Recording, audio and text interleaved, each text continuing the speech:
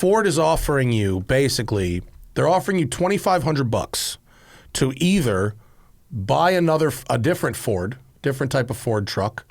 They're offering you the same $2,500 if you, there it is, you can buy a different variant of the Bronco. You can get if you want to get a Badlands or an Outer Banks rather than like a Sasquatch. Okay. And the wording of the email basically says you can take the $2,500 and get any of these other products, whether it's a Bronco Sport or a Ranger, an F-150 or whatever. Or you can take the $2,500 and get a lesser variant, and we can deliver it this year.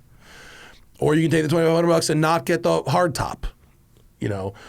Or you can cancel your order and we'll put your order back in for 24, but it's at a higher price. Oh, that sucks. Which it does kind of suck. What's up, everybody? Welcome to the Smoking Tire Podcast.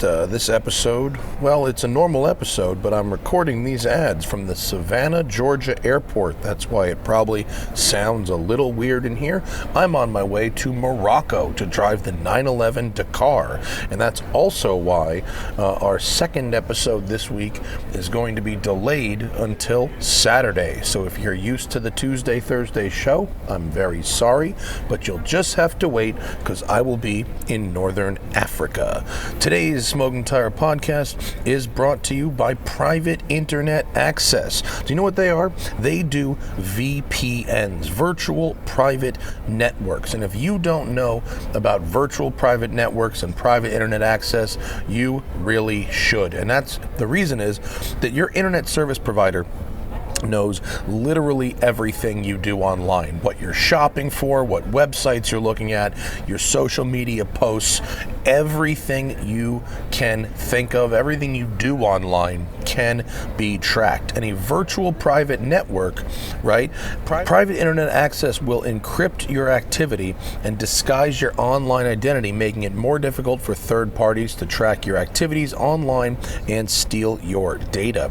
Private internet access is the most transparent VPN on the market. They don't keep tabs on you. They have a no log policy, and it's been proven in court multiple times. And the way it works is that private internet access hides your IP address and encrypts your internet connection. This way, you are in control of your data and your digital life is totally shielded from snoopers. All you have to do to connect to Private Internet Access VPN server is a couple of clicks, and it'll give you the peace of mind of being truly private on the internet. Plus, you'll love the convenience of Private Internet Access. They have apps for all operating systems, and they are super user-friendly. I've been looking for stuff like this for a while, and I'm really glad I found it because I hate when my online shopping follows me around from social network to social network. I could be looking at a pair of shoes on my web browser, on my desktop computer. All of a sudden it populates my internet feed. All of a sudden I'm seeing ads for it on Instagram. I buy something online. I start seeing ads for it all over the place. I hate that. I don't want them to know where I am. Right? I don't need Verizon knowing where I am when I'm using the internet all the time. So private internet access is the jam, right? Especially because I'm a public figure. So keeping my private life private is very important to me. And if you guys want to enjoy the benefits of private internet access, now is the time to subscribe. Head to PIAVPN.com. Private Internet Access VPN, PIAVPN.com/tire. Seriously, head over to PIAVPN.com/tire and get an 83% discount. 83%. That's just $2.03 a month. You'll also get 4 extra months completely free. But you must go to PIAVPN.com/tire for a truly private digital life. Check out PIAVPN.com/tire. 83% off, guys. That's what's up.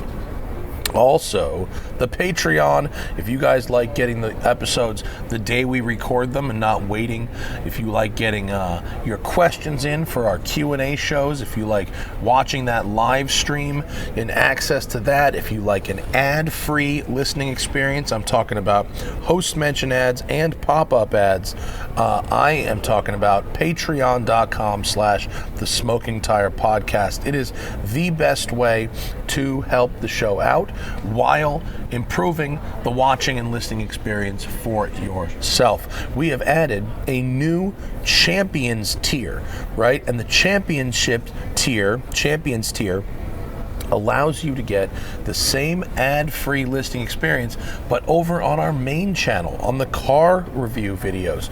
That is what's up. It's only a couple dollars a month more. You get all the benefits of the Patreon/the Smoking Tire Podcast, plus an ad-free watching experience for our car review videos. One bit of whimsy I think they missed on the Dakar is putting a fucking rally clock on the dash, passenger side. You know, or like, I mean, it's probably impossible, but like, you know how the Taycan has like co-driver screen optional? Yeah. This would have been a perfect opportunity to do like a co-driver rally cool. screen. Even if it was 10 grand optional, you know, like people would have got it. Yeah, that'd be very cool. Yeah, that's a missed up. Did it have this? That's not a drive impression. That's a. You could see that in the interior photos that are out. Yeah, right. The interior is what it is. It's got some treatments that are unique, but it's not a different thing. But like, they definitely did miss out. I when I got in, I was like, ooh, rally clocks would be the shit. But I imagine fucking with the dashboard is a whole other airbag. It's a whole design. Thing. Yeah. Mm-hmm. All right, and there wasn't like good. You know, the main screen, you know, the main center screen.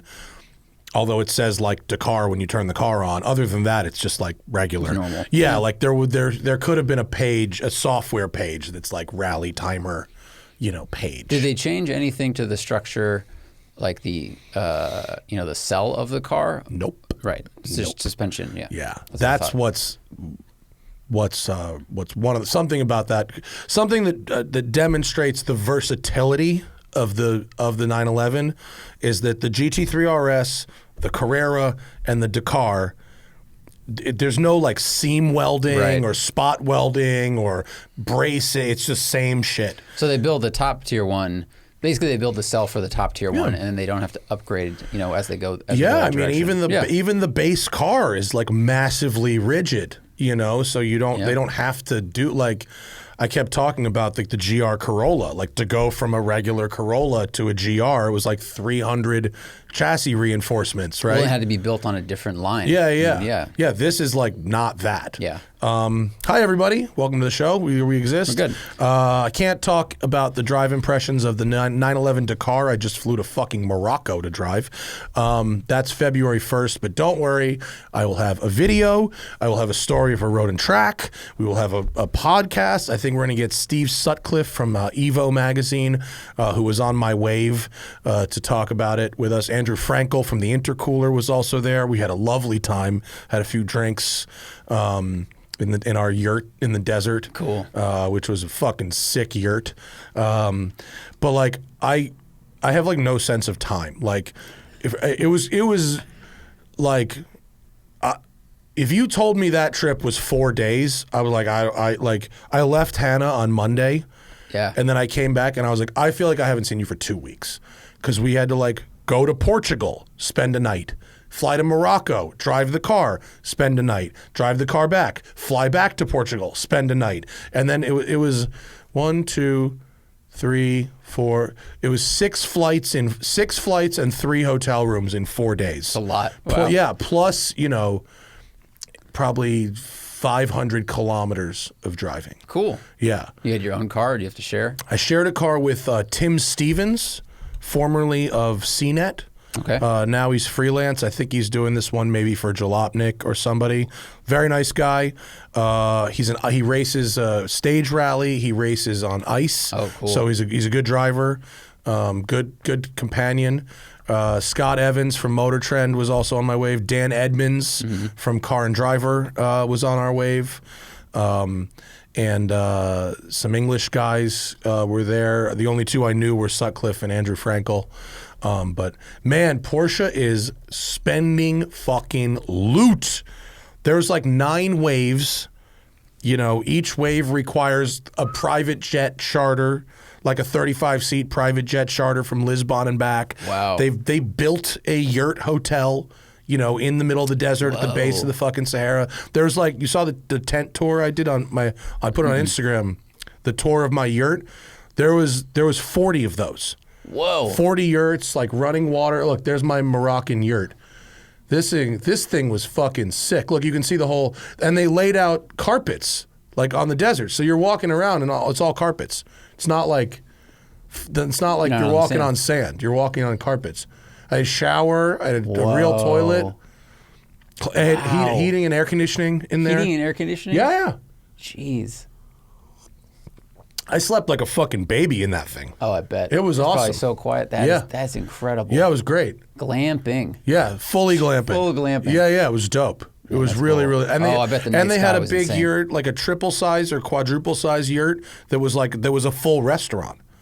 Like they 40, 50 people in there were eating dinner. Wow. Moroccan tea, love Isn't the it tea. the best tea in the world? Moroccan tea is fire. Dude, a culture where alcohol was not allowed or isn't allowed. I mean, I had mint tea there. It's fire. So many They do flavors. the high pour. Yeah, they go way up and down. It's fresh mint leaves. It was oh my delicious, and they're excellent bakers because at French colonies, the French the French, say what you will about colonization, but boy did they leave the baking skill behind. Yeah, they know how to make bread. The fucking croissants, oh my god. Yeah, if you Morocco's fire. You eat pasta in Italy and bread in France. Yeah, and we were not in a major city.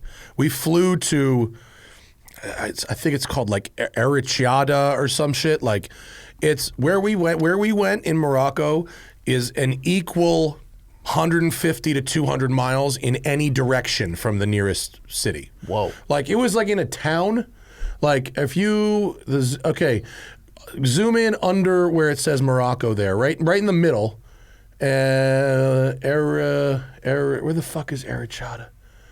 It's like, zoom out. It's, I don't really know. Okay. It's, there, top right corner, right, down, there. That's where we flew into. Oh, wow. And then from there, we drove south. So, and for everyone watching, like, Marrakesh is one of the biggest cities. And it's all the cities are on here. the coast, pretty much. Or near Casablanca is way over it's here. far as fuck from anything. And then we drove straight down south to that empty spot where there's nothing. Yeah. Like, down south, down there. I mean, let's just go. Go to full Sahara sand dunes. See where it's like orange sand dunes? That's where we went. Whoa. So it was just far from like everything, but Cool. like, yeah. What a trip. Yeah, it was cool. Very cool. But I didn't really experience like the Moroccan culture other than like what I drove past and what was like presented to us. The food was excellent. Like, we had tagine and all the baked goods and the mint tea. But like, it's not like I got to see the city or anything. Like, we were there to drive the cars, and we did. And where we were driving it, like, was like the Bible. I mean, it was like it was tents and homes made of red clay, basically, and horses and donkeys, and there's kind of a if you go up south of Arreciada, I hope I'm pronouncing it right. But see this river that runs south of Arreciada? So if you zoom in on the river, all of the civilization it's very lush. Right, and it's like the cradle of civilization shit. Like, it's like in Arizona, there's the Colorado River, and it's green all around it, and there's all the agriculture, and then it's just desert. And then it's just just desert, and so everybody lives like on this river, and there's fucking nada outside that. Makes sense. But it was really neat. Everyone I met in Morocco was very nice at coming into the airport. Even though it was a chartered flight, like, you still have to do customs, whatever. And the guy, what are you doing? And the whole flight is people who are coming in for this Porsche thing. It's not like. But he asked the same question to everybody. That's everybody. Hilarious. But then he goes, "How long have you been an American?" And I go, "I'm sorry, I was born in New York." And he goes, I said, "It says it on my passport." He goes, "How long have your parents been American?" I'm like, "What? My parents are American." And he goes, "Farah. What is Farah?" And I was like, "Oh, great grandfather, left Syria in 1915 or something, and he's like, and he gave me this like side eye. I'm like, dude, I am American. Like, I realize that there's a connection. But someone looked over. I was the only person they asked you that. hit a spy. Scott Evans looked over and he's like, how long have you been an American? What is he talking about? This dude. And all they gave a fuck about are drones. Drones they consider them military equipment. Oh, there. yes, they do. So yes. they didn't give a shit about anything. Yeah. Like anything else except drones. Everybody, do you have a drone? Do you have a drone? Do you have a drone? When we went there for drive, we did not bring. We had one in our gear, but we did not bring it in that country because it was like, if you get caught with this, we were warned multiple times about not bringing drones. Apparently Porsche did get some drone footage.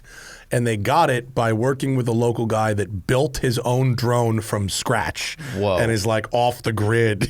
What? Like wow, man. some fucking Tony Stark shit. Yeah. Built some shady drone. I went to the Pedestrian and they had this like rickshaw exhibit and the story of this guy who built a solar-powered electric rickshaw out of like I thought garbage rickshaws parts. are human-powered. Well, I don't know what it is, but he's from like Gambia or Nigeria. Yeah. I mean, it was made out of plywood that he found, and like a solar cell he found, wires, and an electric motor from a sewing machine, and like it's rear-wheel drive. I think I remember seeing that. It's like a cart. It's like basically a cart. Yeah, with 2x4s and stuff. Yeah. So I do remember and this seeing guy, they can make a camera car together. That's really cool. Very industrious. Yeah. So I'll tell you about the car on the 1st of February when I can. I don't want to offend the people who spent a considerable number of resources to bring me there, nor the other people who have not gotten to drive it yet. That's what embargoes are for. But Morocco certainly interesting. Also Lisbon, very nice city. Not much going on there regarding cars, but I spent a day, I landed at like 8 a.m. in Lisbon, and we literally spent we didn't fly out that day. Landed at 8 a.m. and spent a whole day and night there and then left the next day. So I walked like 5 miles, and great food, great wine, lots of shopping, friendly people. This is a dumb question. What's their currency? Euro. Is it euro? Yeah, euro. Okay. Yeah. I didn't like buy anything, but yeah, it is euro, and it doesn't matter because your credit card just works everywhere anyway. But really nice place, really very cool city, great weather, nice people. I ate no bad meals. Nice. All excellent food. Yeah. They really give a fuck about their food in Portugal. Did you walk through any of the markets and see like towers of olives next to like Nikes for sale, next to fabric No, for we sale? were in a pretty nice part of town. I don't know where you'd go for that, but like the part we were in was pretty cosmopolitan. I mean, I walked by Hermes stores and Louis Vuitton stores, and we were in a nice part of town. Cool. It was cool. And people were very nice. I mean, I don't speak Portuguese, but like pretty much everybody spoke enough English, which, as an ignorant American who thinks we own the world, it helps when you need it. So anyway, it was a fun trip. And I gave my dad that shotgun for his birthday, the blunderbuss. He was awesome. real into it. Had a nice bird shooting trip with the old man. You shoot anything with the blunderbuss? No, I know. It don't shoot. I know. But it's hanging on the mantle. That's cool. You put it on the mantle, so for. that's cool. Lot going on in the car news. In our personal news, of course, we've got the new Patreon tier, the championship tier. Basically everything you get with the Pro Driver tier, but it adds an ad-free experience to our car review videos. Yeah.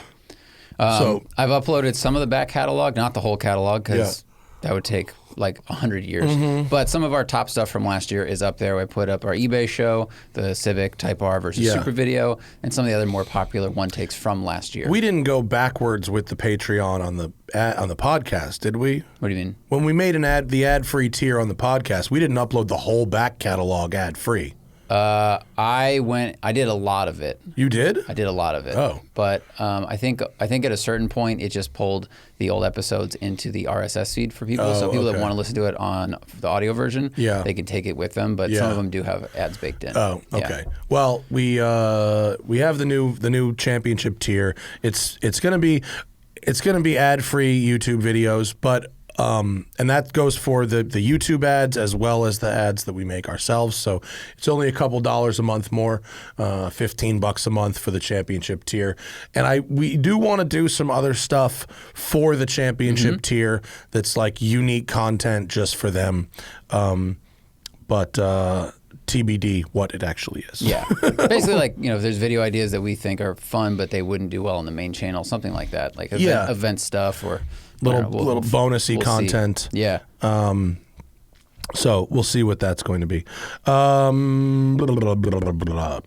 got 2 emails from people, and they were real angry.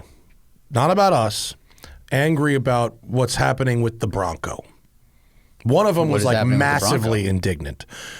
There are supply chain issues, and Ford can't build and deliver as many Broncos, especially the Sasquatch and the Wild Track ones. All right. Is it 2020 again? It feels like I've heard this story. Well, there's all kinds of other interesting stuff. For instance, I got a text from my dealer where I bought my Boxster, and my dad ordered his Goodwood Green Cayenne.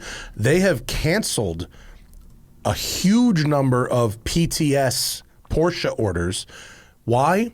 Because they can't get the gold metallic flake. Oh, wow. And it's little shit, sometimes seemingly insignificant shit that can gum up building a car is like such a fucking incredibly complex Rube Goldberg device of stuff.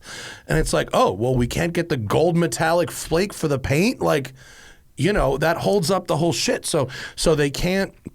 The Drive has a story about the Bronco. It's up from today.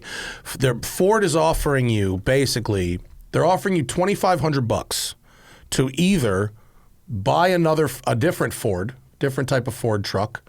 They're offering you the same $2,500 if you can buy a different variant of the Bronco.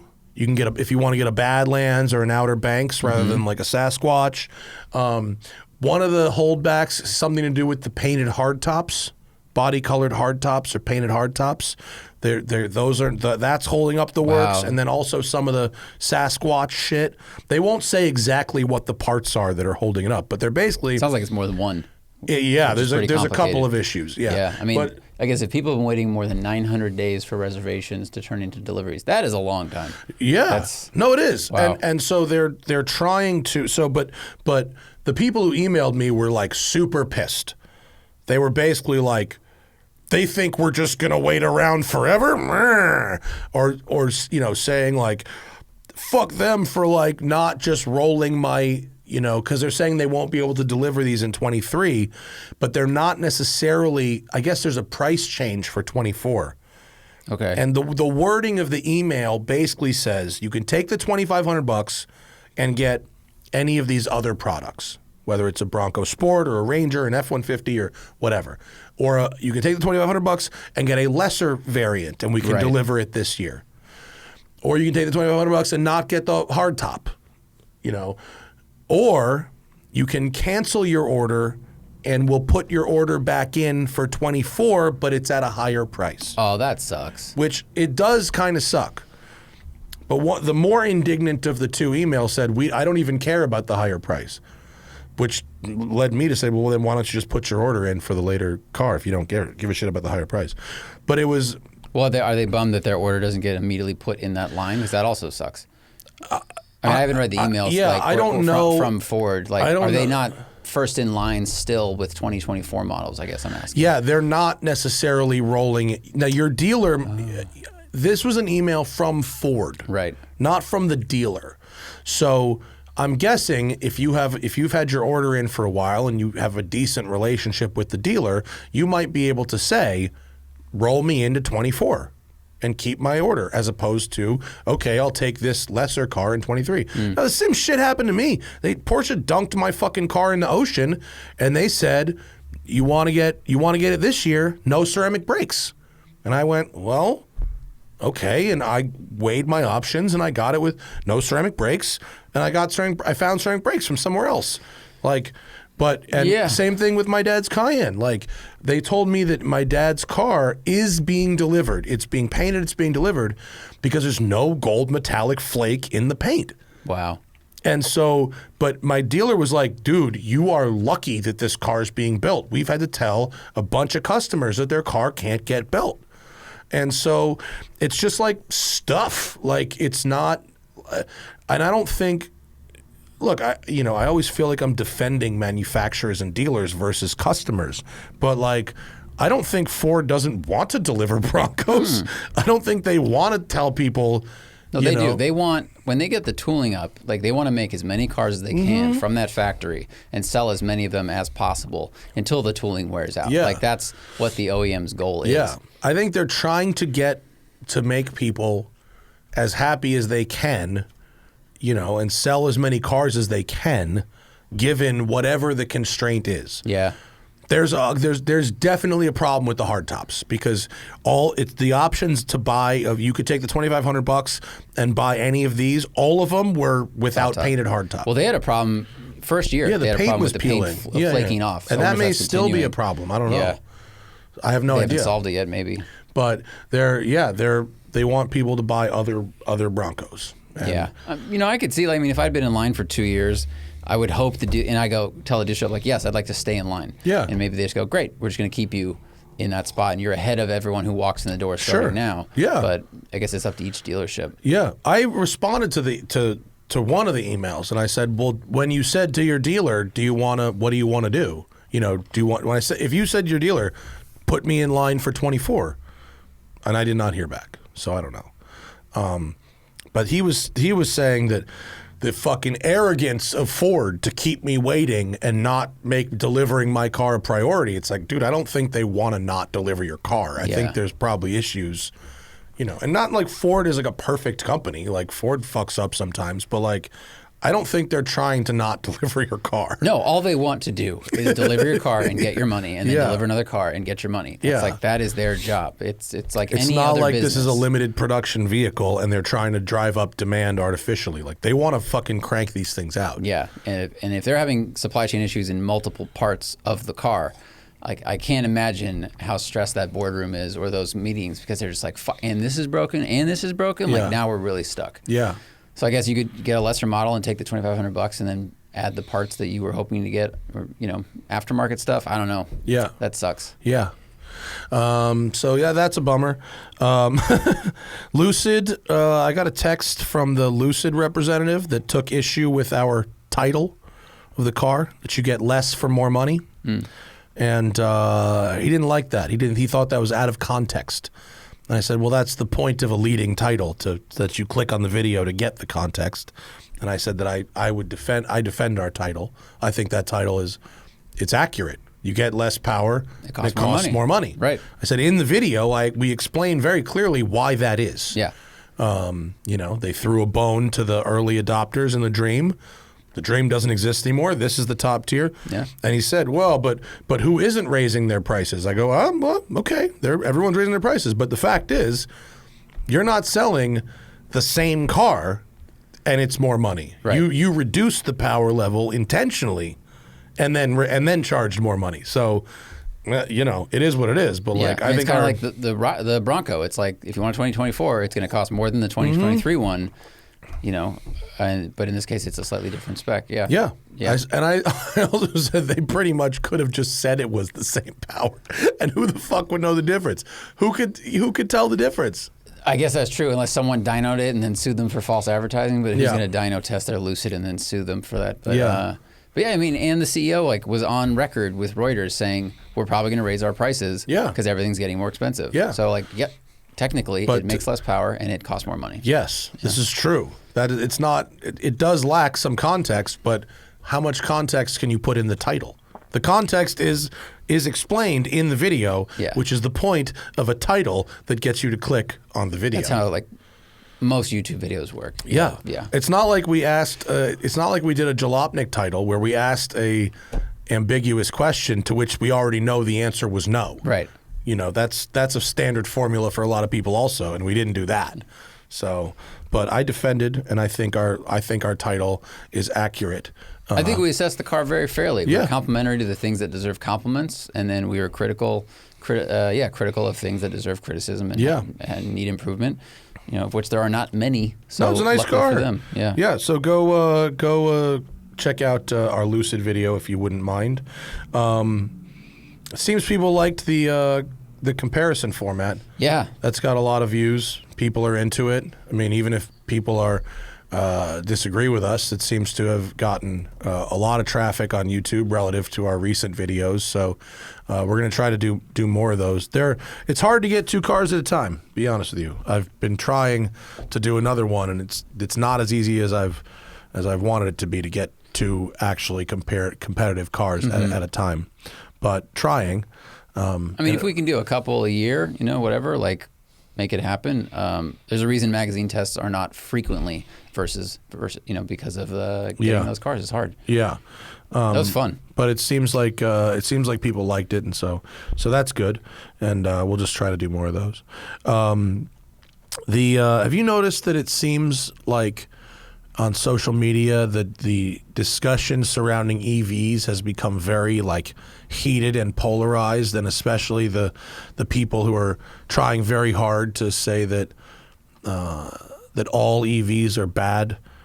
There was a story circulating around that in I think the state of Wyoming, they're trying to. Someone wants to ban EV sales, which is of course insane. They want to go the other way. They want to ban sales of new EVs by 2035 or something like that. Which is real dumb. The state of a million people. Yeah, that's real. I love Wyoming. It's just if people are getting too upset or too supportive of that argument, either way, you're you're not making a dent in either direction. It's very much a political statement. Yeah, kind of a silly one, but yeah.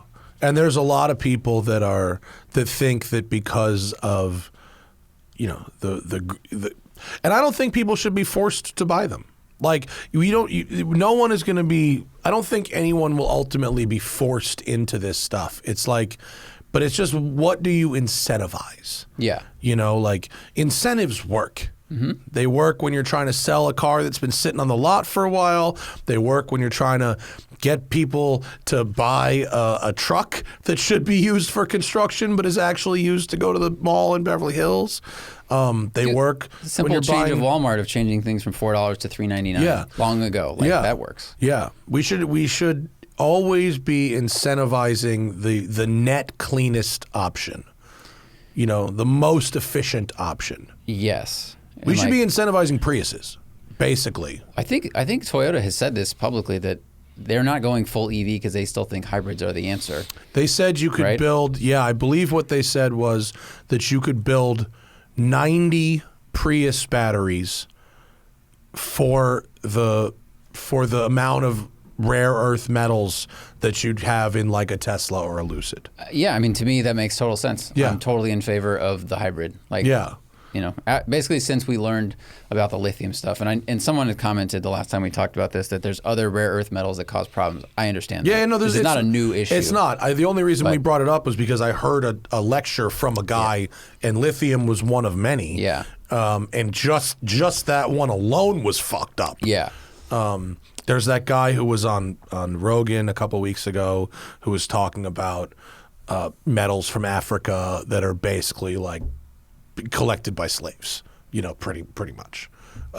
They're the human rights situation in the bottom of the manufacturing process, right, was completely fucked, and very, very, and not the kind of thing that we want to know about. And there was a guy I follow on Twitter who worked in energy, in a variety of energy industries, and he was like, here's why, quote, going green is really going to fuck shit up, and was basically talking about how things get mined and where all this stuff comes from, and on the other end of it, I was just in Lisbon and I had a fucking headache after one day from diesel fumes, so I understand people who go, I can literally feel the difference in cleaner air. Yeah. It's just we need to make sure that whatever our solutions to these problems are, that they're ethical. Right. And that's something that human beings have not been great at, especially the people at the top of the food chain have not been very horrible. They haven't given a shit about in a long time. So they just don't care where things that that shit are not comes from. You're not allowed to get away with here or in another first world country, there's like, all right, let's outsource this, which is terrible. Like we all agree that is terrible. Yeah. And I think if they can reduce the demand of lithium by going to products that require less lithium, maybe there's a way to mine them more sustainably, pay more for them because you don't need as much of it. Like they're just, I think we all want to optimize everything about life, and it's just the problem is someone's like, well, I think it's best to just keep using oil and gasoline, and someone else says, well, I think we should just go full EV, and you're like, well, both extremes are incorrect. Yeah. Like, what state was it that they want to make natural gas called like fall into the green energy thing, which is kind of like the tomato ketchup is a vegetable thing, right? Like, it's like we get so bogged down in games like this, and it's not working. I think that was the the stove debate or something. The gas stove debate? I think that's where I don't know where the gas stove debate. I thought that came from. No, but that's where the natural gas as green energy came from. That was an offshoot of the dumb natural gas thing, or the gas stoves thing. Wow. European Commission has also decided that power plants burning natural gas can be considered generators of green energy. That's interesting. It's not just us. Yeah. We realize these problems are very complex, people. Be nice in the comments. Yeah, it's and more importantly, like, just like try not to buy a car that's like maximally wasteful. Like there are it seems some people, not a lot of people, but there are some people that it seems just go for the most maximally wasteful thing that they don't really need, and should not do that. I mean, that's the consumption in general is a big issue. Yeah. I mean, unfortunately, there's the way to reduce, the way to like save the planet ultimately is to figure out how to reduce consumption, not to make people buy new mineral or petroleum or, element intensive stuff. Forcing people to buy this. If you're gonna, they're like, I would love to see incentives to make existing cars run as cleanly as possible. Like incentives to like service, existing cars and keep existing cars on the road as long as possible. It's like the opposite of cash for clunkers. Yeah, like cash for fucking oil changes, cash for head gaskets, cash for maintenance. You're right. Cash for cats. Maybe I'm missing something and that's short-sighted, but like, I feel like if it's so intensive to build a new car of any kind that if you can figure out how to make the cars that are on the road already. And let me tell you about which lobbying industry won't be excited about that idea. So. It's not a bad idea, but maybe fucking AutoZone can get on this game somehow, right? AutoZone versus all the OEM. That's true. Carparts.com. Yeah. I don't know, but I've just been, it's been like, it's real heated because people feel like they're being forced to do something. And so they either think that because you're being forced, that it's 100% a solution, or they're backing themselves into a corner and fucking, getting super ragey that they're being forced and going, this is fucked up and here's why, and you're going to actually, fuck the world up doing this. True. And neither is really like fully wrong, but also neither is fully right. Yeah.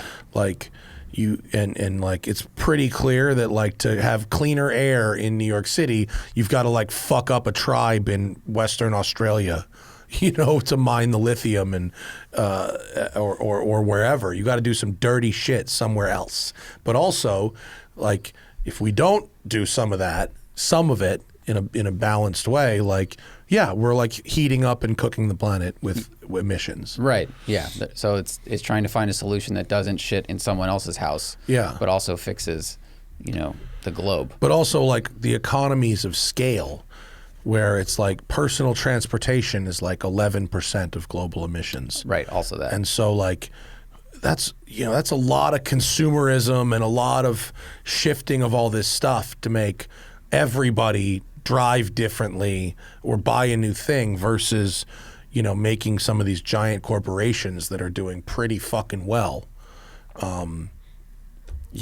change their ways. for the benefit of everybody. Right. But we don't have any power, really. So it's easier to compel us to buy a new thing to, quote, fix it than it is to tell large corporation with lobbying industries in every country. Yeah, and also corporations are multinational, right? So if you force a corporation to do this thing in America to have a clean air solution, well, maybe they'll just be like, fucking, I'm going to go over to China, or I'm going to go over to wherever where they have no laws for this kind of thing, and I'm just going to operate out of there. And you know, it's not like the air knows it came from China. Like, you know, we have one atmosphere globally. So, yeah. I want to read up on the China thing more because, you know, 10 years ago they were famous. Their air was terrible. They've also invested a huge amount of money in solar and renewable stuff, but they also were growing really quickly, so they still have a lot of coal power. Like, I don't know how it's balancing out. And I just fucking threw China out there. It could be Venezuela or it could be anywhere else that doesn't have.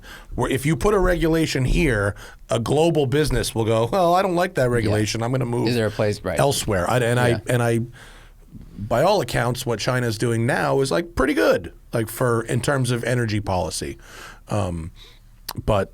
So I don't want to just unnecessarily shit on China for something that's not true. But there's definitely countries that give no fucks. Well, a lot of things were outsourced to China. What's the word called when you like move manufacturing out there? Globalization. no, whatever it is. But like, so it was a fair example. Yeah, and I've also read studies about how a large percentage of the world is so poor that they literally don't have enough resources to care. You know, like they'll burn trash, they'll burn human waste, and like, you know, they don't give a fuck. Like they're just trying to get through today. Yeah. You know, and that makes sense. Like people have to have sort of a minimum living standard before they give a fuck at all. And there's so many people in the world that haven't achieved that minimum standard. Yeah. That like they're just like, fuck it, I'm gonna burn my fucking trash and throw this in the jungle. Like, the fuck do I care? The movie Leonardo DiCaprio did all about climate change, but he interviewed that like, I don't know, Minister of Climate from India, and she had a great point. Was like, you know, basically America's in a privileged place where you guys can ask other people to clean up their environment. She's like, well, because you already had your industrial revolution, you got all the benefits of being very dirty for 100 years. Yes. But like, why do you get to tell us that we can't do that and like have the prosperous life and develop everything the way you did? And I was like, that's a fucking great point. Yeah. Yeah. So I was impressed with in Morocco, a lot of the places, the little villages we drove through were very poor. Yeah. But all things considered, pretty clean, you know, pretty clean. Like if you drive through a really poor area in America, there's just trash and shit like everywhere, and people don't really give a fuck. But like I did not see a lot of extraneous trash. Not on the side of the road, not in the desert. Like when I went to Mexico and did like the Baja thing down there, like there's just like fucking beer cans and shit like in the middle of the desert, like 20 miles from anything. Yeah. And it's like someone just came out here and drank a bunch of beers and then just like threw them in the desert. But like I saw none of that in Morocco. And I wonder...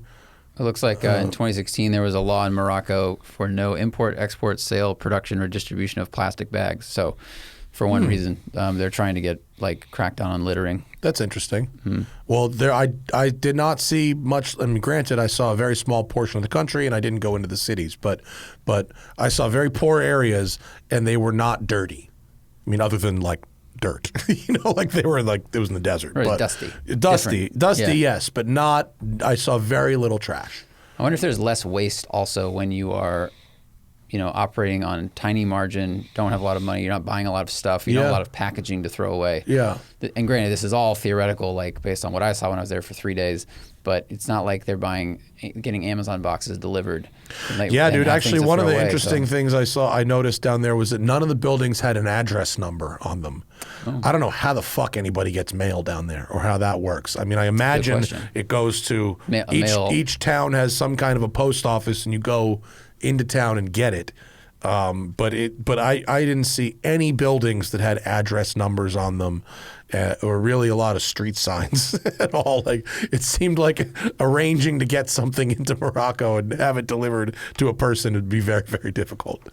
Yeah, I feel like it's going to develop a lot because I think China invested a ton of money and funded basically some of the huge highways that now run from the northern end near Spain, like all the way through the country. I mean, they're like 6 lanes wide, good tarmac, and you just haul ass. So now it's a lot easier to bring in, things or export things, and 30 years from now it might look different. The roads were they were okay, not great where we were. Oh, off the highway is a different story. Then you need a Dakar. You need a safari car. The tarmac was not great. Everyone's driving Land Cruiser Prados and Pajeros and shit. No one had like sedans. They all had a truck of some kind. Yeah. Let's see. Our next giveaway car. The folks that we work with on this thing have suggested we do they listened to the podcast. We talked about baller on a budget.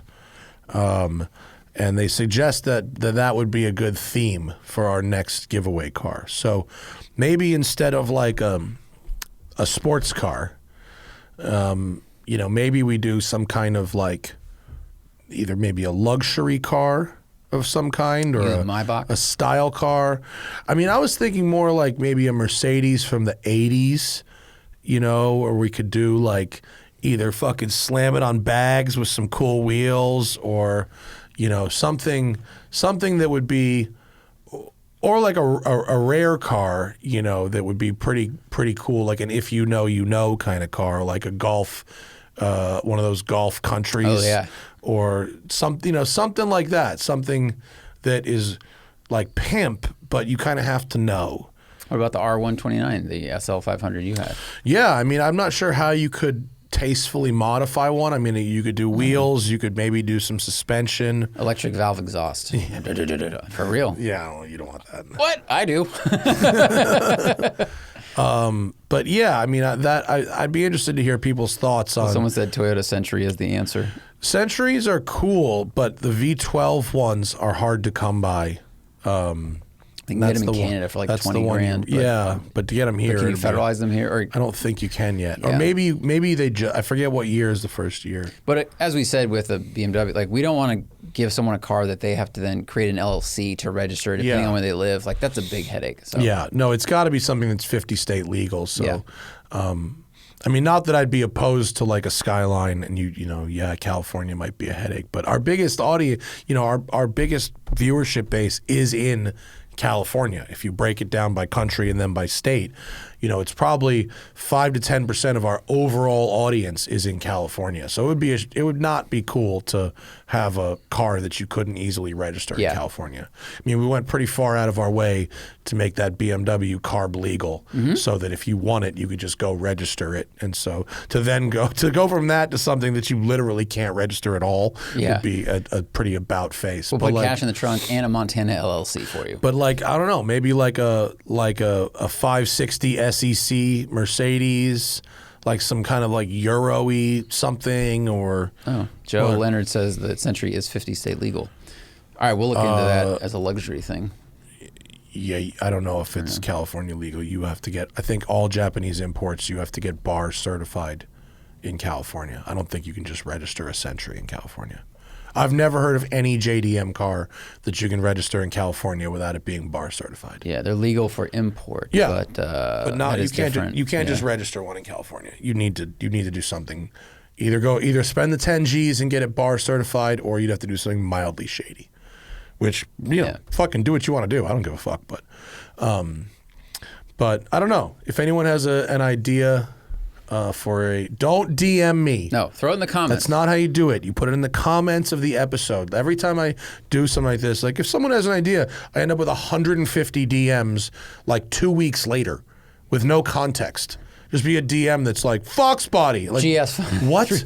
What are you talking about? Like, I said that weeks ago. Like, Blue. Yeah, you put it in the comments of this video or the Instagram post about this video. The no context DM that's not how it works. I will literally respond in a way that you won't like, and then you won't be a fan anymore because you just gave me some no context shit weeks later. Sorry. But It's like when you get a DM and there's a comment, but the photo that they had sent you got removed. So it's just like an empty thing that says photo removed. Like, I don't know what you wanted to say or show me. Yeah. Also, if you share someone's like reel with me in DM, don't put a context, one sentence, here's what this is, instant delete, won't even look at it. Straight up. I don't have time to go through fucking no context messages. I want to engage. Send me a message with some context. Check it out. No context? Nada. Not about that life. That's all that's on my list for the day. Got anything else? So speaking about Broncos and the difficulty of building cars, I read this book, which is Inside the Machine. Oh. It's David Tuig wrote it. An engineer's tale of the modern automotive industry. Interesting. Awesome book. How the fuck do you pronounce this guy's name? David Tuig, I think. Twig? Twohig? Twohig. He's a writer for the Intercooler, but he spent like 30 years as an engineer, first for Nissan with the Qashqai. Then he went. How did you read this while making it look like it's never been opened? I'm very gentle. Not? You're so you don't like fold the books over or anything? No, I like it when the paper's flat. This when I read book looks like it's brand fucking new. A couple of highlighted things in there. I don't believe you. I bend the edges. I don't believe you. I 100% read it. I would not bring a book I didn't read because then I would know how to talk about it. This isn't college where I just do the Cliffs Notes and write the essay and get a good grade. I love this book for so many reasons. One, his story is awesome. Just starting out as an electrical engineer for Nissan, was so good at his job and good with people, like learning some of those skills on the job, that he then became one of the younger people to get moved to Nissan in Japan for a couple of years, then ran the program that led to the Qashqai, which was like one of their biggest sellers, kind of one of the first crossovers. It's kind of like the Juke. It's a lot like the Juke, it's but somewhere between a Juke and a Rogue. Here. Yeah, it was like early 2000s. And then he didn't work for the naming department, did he? Because Qashqai is a weird fucking name. But it was one of those things where like it's named after a wind or something. Yeah. He went to Renault and ended up running their first electrical vehicle program back in like 2008, before anyone knew what they were doing. And that story is really interesting because it really highlights how hard it is to make cars, especially. So when they built all those cars, which was called the Zoe, or the electric car for Renault, they learned they had a problem that when they would go to plug them in at chargers in Paris, sometimes they worked, sometimes they didn't. And it was because the voltage coming out of the chargers was varying very slightly. It was, quote, noisy. And that would then trick the computer in the battery to think that there was a problem and it would shut down. Oh. So the way they had to test it after like figuring out this problem is they went to every charger over a month, 4,000 chargers. They went like 24 hours a day, sending engineers out to test these chargers and see what the problem was and then adjust the computer so that then when it would get noisy current, it would go, this is fine, we can keep charging. But like the stress of that shit. Yeah. And they went, there's no way we can do this. And the boss was like, you have to do this. We need to know that these chargers work. Like, yeah. And then after that, he went and became the vehicle project leader for the Alpina, the new A110. Yeah. He didn't know anything about Alpine. He didn't know anything about sports cars, never driven one, but he's really good at like going piece by piece through a car, looking at cost, looking at structure. Like it's really cool to see his evolution as an engineer, and also it really teaches you how hard it is to make cars. Like there are so many pieces to it. I just read the Alpine might be coming to America, possibly as under the Nissan banner. I was already a fan, and after reading this book, I was like, I want one of these cars so bad. It seems cool. Apparently, there's press cars in the UK. Dan Neal went over there. Yeah, the pink one. It's pink. Yeah, which rules. I'm all about that. I love their blue. The blue is good. Dan Prosser from the Intercooler, he had one for a couple of years. Shout out to him. He just had a baby. Like 2 days ago. That's why he sold that and got a Golf, I think. Yeah. Shout out to Dan at the Intercooler. Neat. Really I read a book as well. It's called Policing the Open Road. It is about, I didn't bring it with me today. I didn't know we were doing book show and tell, but it's about basically how the development of the modern police force, the concept of the modern police force went hand in hand with the carification of our culture. Policing the Open Road, how cars transformed American freedom. And it was interesting. It's pretty dry. It's much more of a legal book than anything else. There's a lot of like court cases where they keep referring to the decisions of certain court cases. And one of the most interesting things I learned about this is that the idea that they can pull you over for something like speeding and then search your car. You know, they can find a reason to pull you over, a pretext for a search. The concept of the car as a private space, and to what degree car on a public road is a public space versus a private space. You know, every judge and lawmaker from the beginning of our country on was always pretty settled that your home is a private space, and they need a warrant, a real reason to search your home. Whereas the car, it's kind of gone back and forth. Is your car a private space? Do they have the right to search the trunk? Do they have a right to search the back seat? If you have a coat sitting on the back seat of the car and there's something in the pocket of the coat, is that considered? Is the coat like a bag in that case, or is the coat an article of clothing? And it's like real kind of nuanced. What if the coat has a weapon? But also, right. But a lot of these rules got started with prohibition because of fucking course they did. And so it was like, well, the cops know that this guy is a known bootlegger. How do we stop him and search his car when he hasn't actually done anything wrong on the road? You know, and it wasn't even like there were speed limits, but there weren't radar guns. Right. You know, and it was like back in the day, like they would stop people that they knew were bootleggers and like search their shit. And, you know, the bootleggers would say, well, this is not a constitutional search. Like, and, you know, these laws, and it was hard to say that these were unjust laws when the cops would actually find what they were looking for. You know, if they searched someone and they didn't have anything, it wouldn't end up in court. They would just let them go. And if they searched them and they did find anything. It's the ends justify the means correct. Situation. And so it really goes through the nuance of what, you know, does your car a private space make?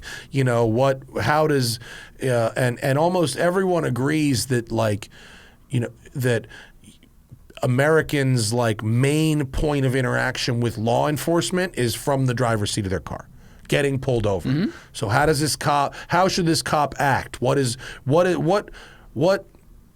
What specific standards and procedures do a cop need to follow versus how much is left up to their discretion? And a fucking lot is left up to their discretion. And like, why is it that the courts always seem to sort of default to the cops?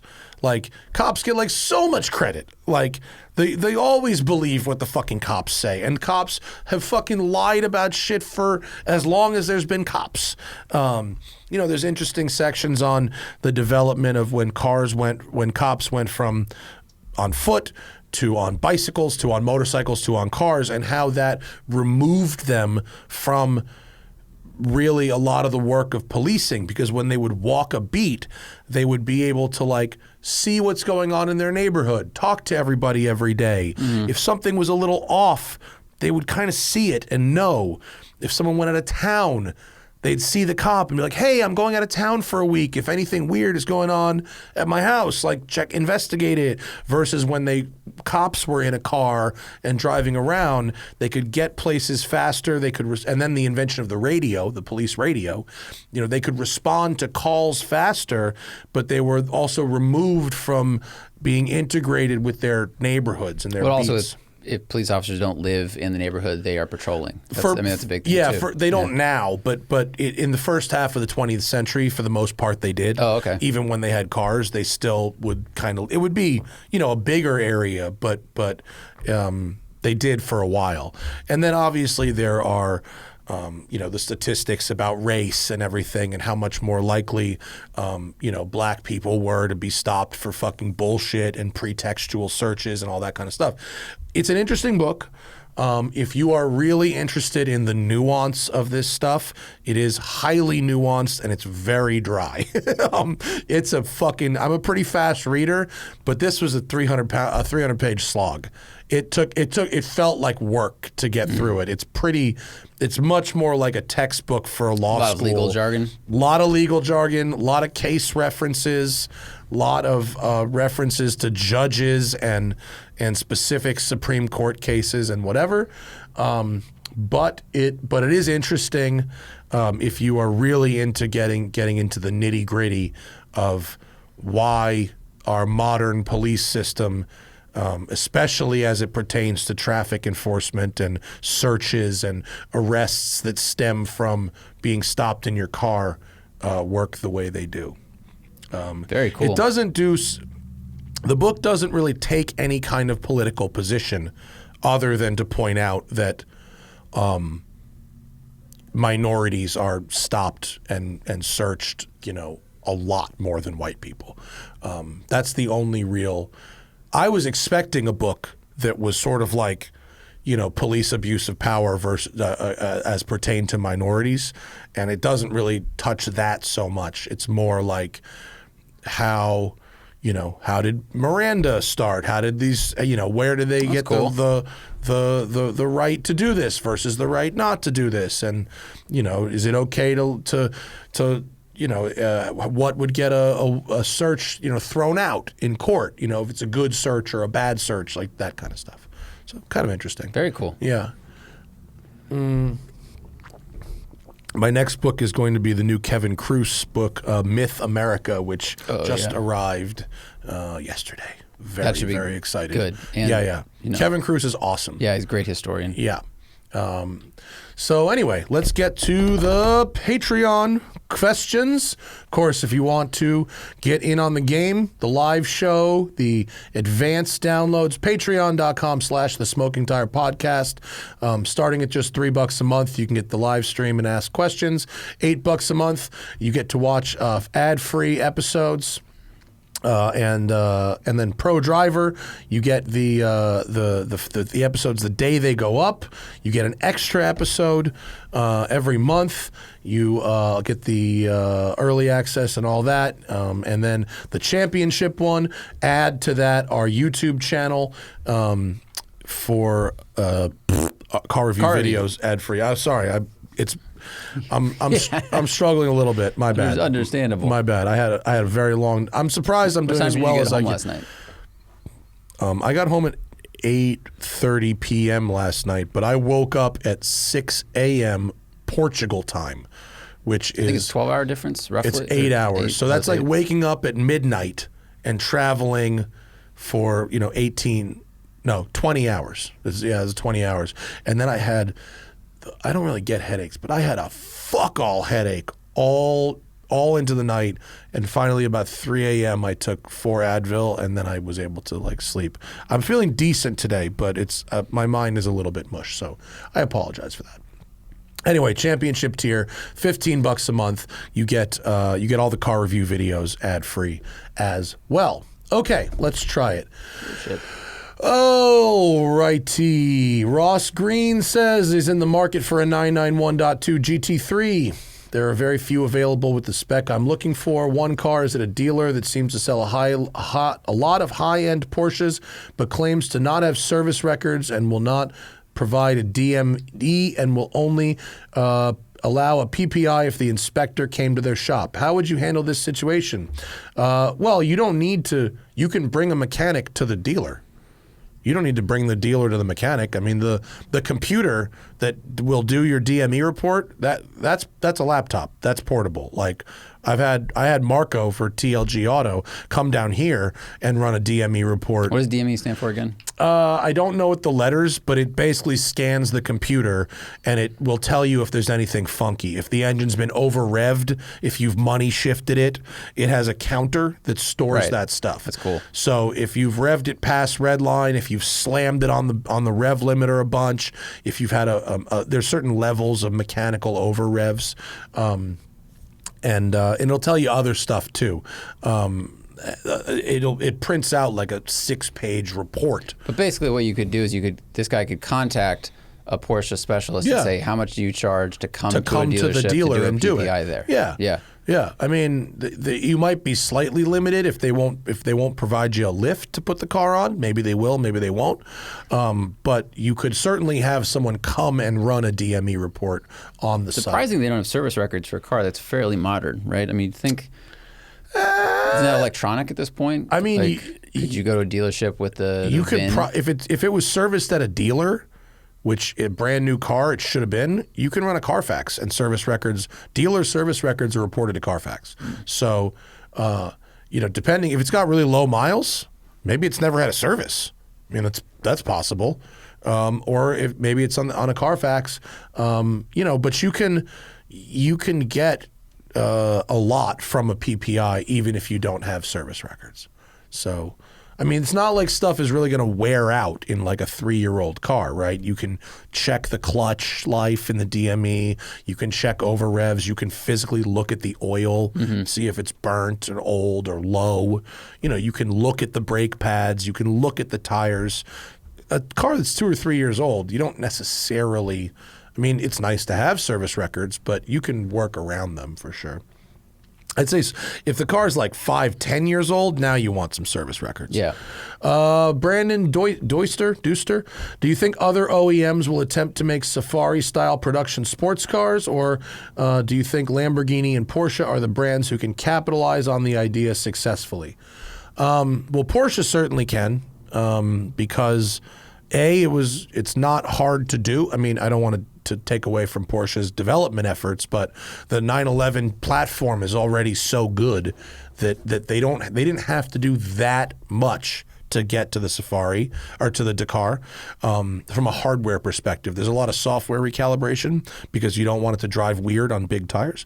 But there's not, as you'll see in my review, there are not a huge number of hardware changes.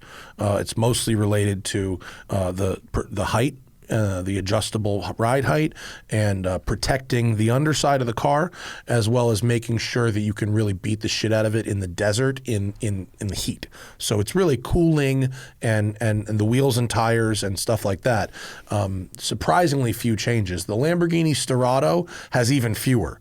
That's really just a lift. And it's not even that much of a lift. And people at Lamborghini have told me kind of off the record that it's not really meant for off-roading. It's like gravel and snow. Yeah. I could see, based on Porsche and the other ones, like if they don't have to change the structure, then it makes it a lot easier for the car company to make a case because it's more profitable. They don't have to change much. Yeah. But I think the regular OEMs, like, one of you heard of Subaru, but also they make crossovers. Like most people just want, if they want ground clearance, can get a crossover and get so much of what a Dakar can do. If they want the driving dynamic, it's definitely a niche product, and they'll be watching to see if this and the Stratos sell like hotcakes.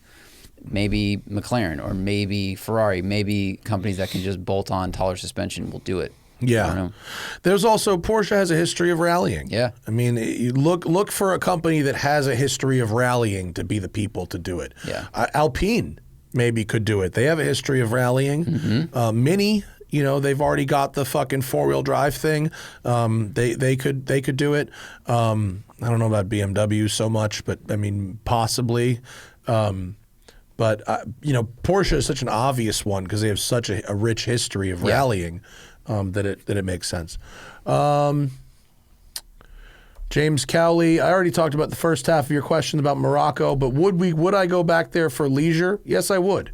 Everybody who's been to Morocco has said it's a very nice place to visit for leisure. I watched the Bourdain on Tangier. That seems really cool. I'd like to check out Marrakesh. It does seem like a nice place to visit, and it seems a little more cultural and simultaneously mellower than like other places in the quote Middle East. It's not Middle East, it's North Africa, but it's a Muslim country and it's got some of the vibes that you would get from the Middle East. But the French influence definitely, for sure. It was cool. Lucas says, Yeah, you don't need to suggest vanity plates for my Spider. I'm a car dealer, dude. I run dealer plates. There's no vanity plates anymore. That car's not ever going to be registered in California. I like his idea. I give him credit for Move It. Move It. Yeah, I mean that's a cool idea, but like there's no registering that car. Kyle Patton, Matt, what is your current favorite watch? Depends on the day of the week, brother. Depends on the day of the week. I love my Rolex GMT. I like my new Oyster Perpetual 41 yellow dial, but tomorrow I might love a Seiko. I like a lot of stuff. Today I'm wearing my Explorer 2. Love it. And it's, I can't, like same as cars, can't have one favorite. That's how I ended up collecting a whole bunch of them and wasting a bunch of money. Matt in Arizona, thoughts on Audi R8 versus a McLaren 570S? I would probably have an Audi R8. It's built better. You're not going to have the warranty issues or mechanical issues that you might have at a 570. If I was going to drive a car for 15 minutes at like a Dream Racing or something, or rent one for a day, probably rather have a McLaren because it's a little fucking more like afterburny, hairy. But owning one, R8 for sure. Yeah. R8s are definitely underrated in the used supercar market. They're great. They just fucking work. Yeah, they look great too. Yeah. Christian, any tips for dealing with motion sickness? Yeah, that's not good. I don't get motion sickness, dude. It's funny, when I go to Porsche Experience Center, I feel sick. Yeah, that's not good. You might need a different hobby. Yeah. I mean, I know people who've gotten motion sickness as a passenger, but I don't know anyone who gets it as a driver. I've never heard of someone who can make themselves motion sick as a driver. Yeah, that's impressive. If you can, that's a unique situation. My friend did, but he was very hungover. That was a personal problem. Oh, if you're very hungover, yeah. I mean, I would say make sure you're hydrated and try, what do you call it? Dramamine? Yeah. The non-drowsy Dramamine. But I've never gotten motion sickness in a car, certainly not as a driver. That's a bummer. That's a real bummer. Let's see. Jake said Sebastian Vettel is selling a sub 100-mile special edition R35. It's expected to bring $250,000 at auction. How does celebrity ownership affect car value, and how is that decided?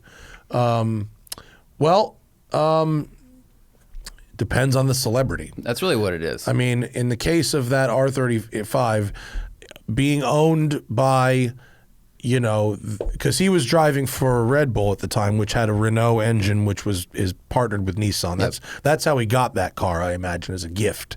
He didn't voluntarily go buy that thing and then put 35 miles on it.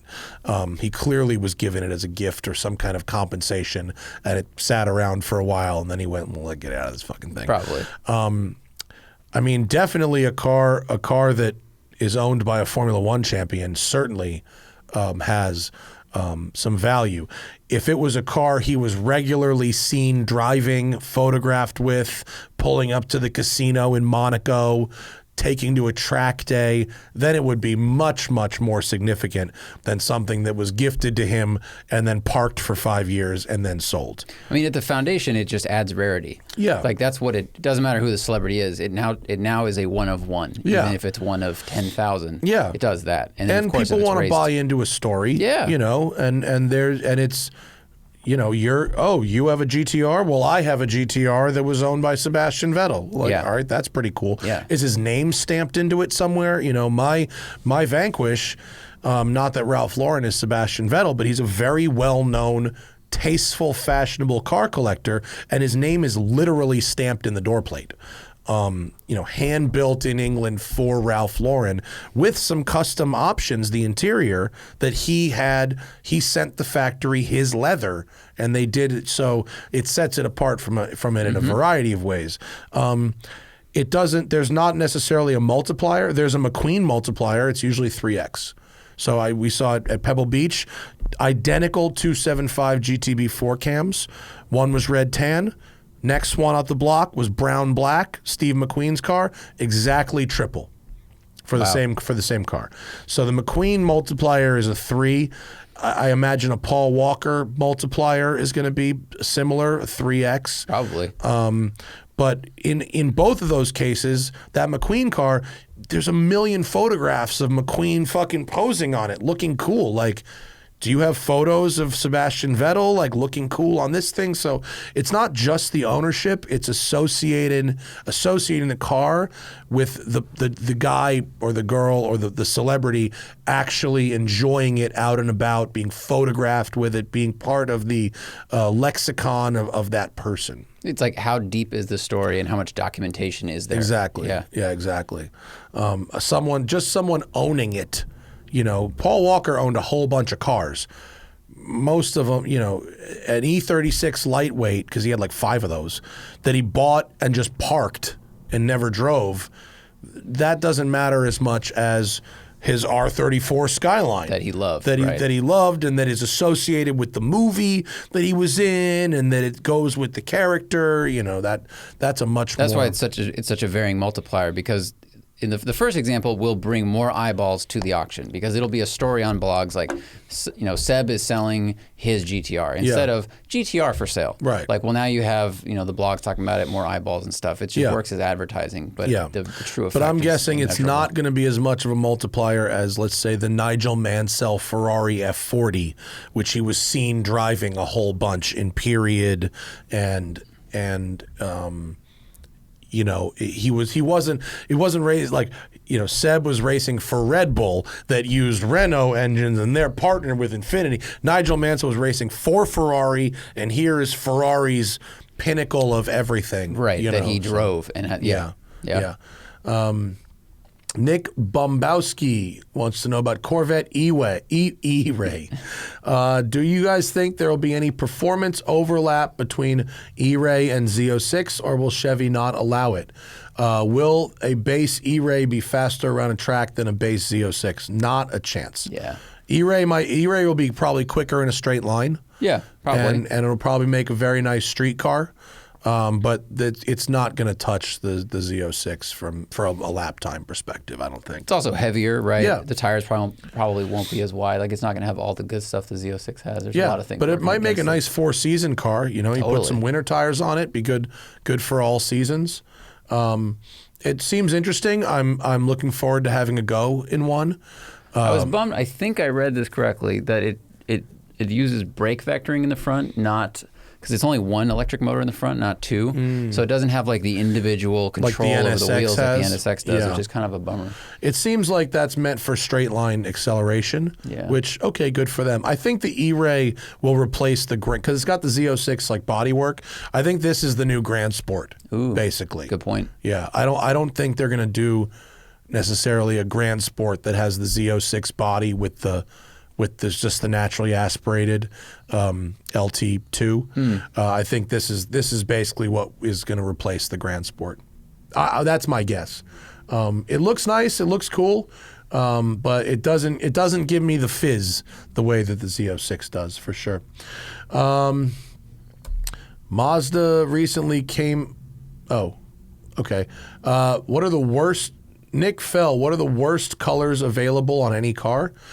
I am going to not take this question because it's obvious to me after my choice of color and what people say about it that it's so subjective what people like and don't like that, like, I'm not going to shit on anything anymore. Not color-wise. Like, if you get a car in a weird factory color, like, fucking have at it. I don't care. I mean, I don't love those weird yellows that Mercedes does on, like, the CLA class. Yeah. Like, it's very flat yellow. They like launch. Yeah, and the lemon. Yeah, I don't love that, and I don't like that that pale yellow that Porsche was doing on the 993.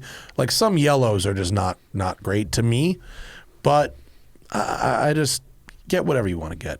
My only complaint is when there are very few options. Like, I remember when the ID4 came out, there were 4 colors available and 2 were gray. It was like 2 grays, a white, and a blue. Dude, and it was Tesla, every color that's not white costs money. Right. It's crazy. Stuff like that. Yeah. So it's too limiting. That's a bummer. I think if you if you spend $13,000 on a paint to sample program with Porsche and you get fucking gray, I will mention you on are Twitter. a massive loser. I mean, honestly, like, I cannot, like, that's what's crazy to me. Yeah. Because it's just so dumb. It's so boring. Yeah. You tried so hard to be interesting because you spent $12,000 to be unique. But Yeah, you got but silver. you ended up with gray A or version of silver or a version- black. yeah. You know, like, Yeah. God, like, PTS black, get the fuck out of here, dude. And you can say it's different, and if you park it next to the factory option black, like, they might look different, but only under very certain light, under a very certain time of day, because to most people, they look the same. Yeah.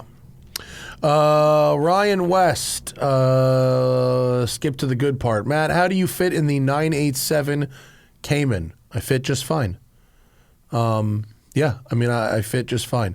And then he says, is the Tiptronic awful or responsive? It's awful. You do not want a Tiptronic car under any circumstance. And if someone tells you there's a way to retune it to make it shift faster, they are lying. It's not. It's a fucking... Might upshift faster, but even so, it won't be Yeah, no, great. you don't want a Yeah. Tiptronic. You either want a manual or you want a PDK car.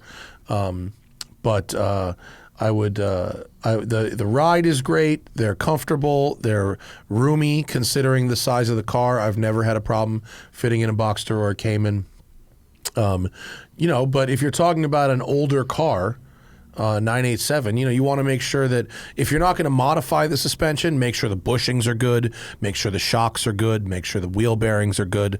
You know, make sure you put good tires on it. You don't have to go insane, but you don't want to drive it when it's tired. You know, make sure it's either modify it and put some nice, like, you know, the KWs or whatever they're doing with those, you know, or bring it up to snuff for stock. But they're lovely, but buy the stick for sure. Chris Navio, what is the most overhyped car? For example, Doug DeMuro thinks it's the Lexus LFA. Well, I disagree with Doug. I love the Lexus LFA. I think LFAs are great. The most overhyped. I mean, that's tough. I mean, people are paying $70,000 for Civic Type Rs. That I would consider to be overhyped. Civic Type R is a lovely car, but not for fucking $70,000.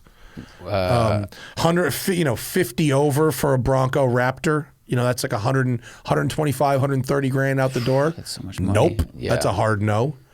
You know, 25 over for a regular Bronco? Fuck no. I think the thing overhyped is when it's 50% more than MSRP when it's a new car. Not when it's a collectible, but like when it's a new car, it's probably not going to be worth that to you, and that is going to be a depreciating experience. I feel like in 5 months, is that person with a $70,000 CTR going to go, still happy I spent 70 grand on this, right? You know? I think early Aventadors. I mean, they're not overhyped, but they don't. The early Aventadors don't drive very good. It took them some rounds of updates. Once they added rear steer, once they updated the gearbox, then they started driving nice. But a 2011 Aventador is not going to be very good. A lot of early single clutch paddle shifting things are just so boring and slow compared to new ones. And I think the owners might go, it's actually not that bad if you learn to drive it. Like, even when you, quote, learn to drive it, it's not good. Yeah.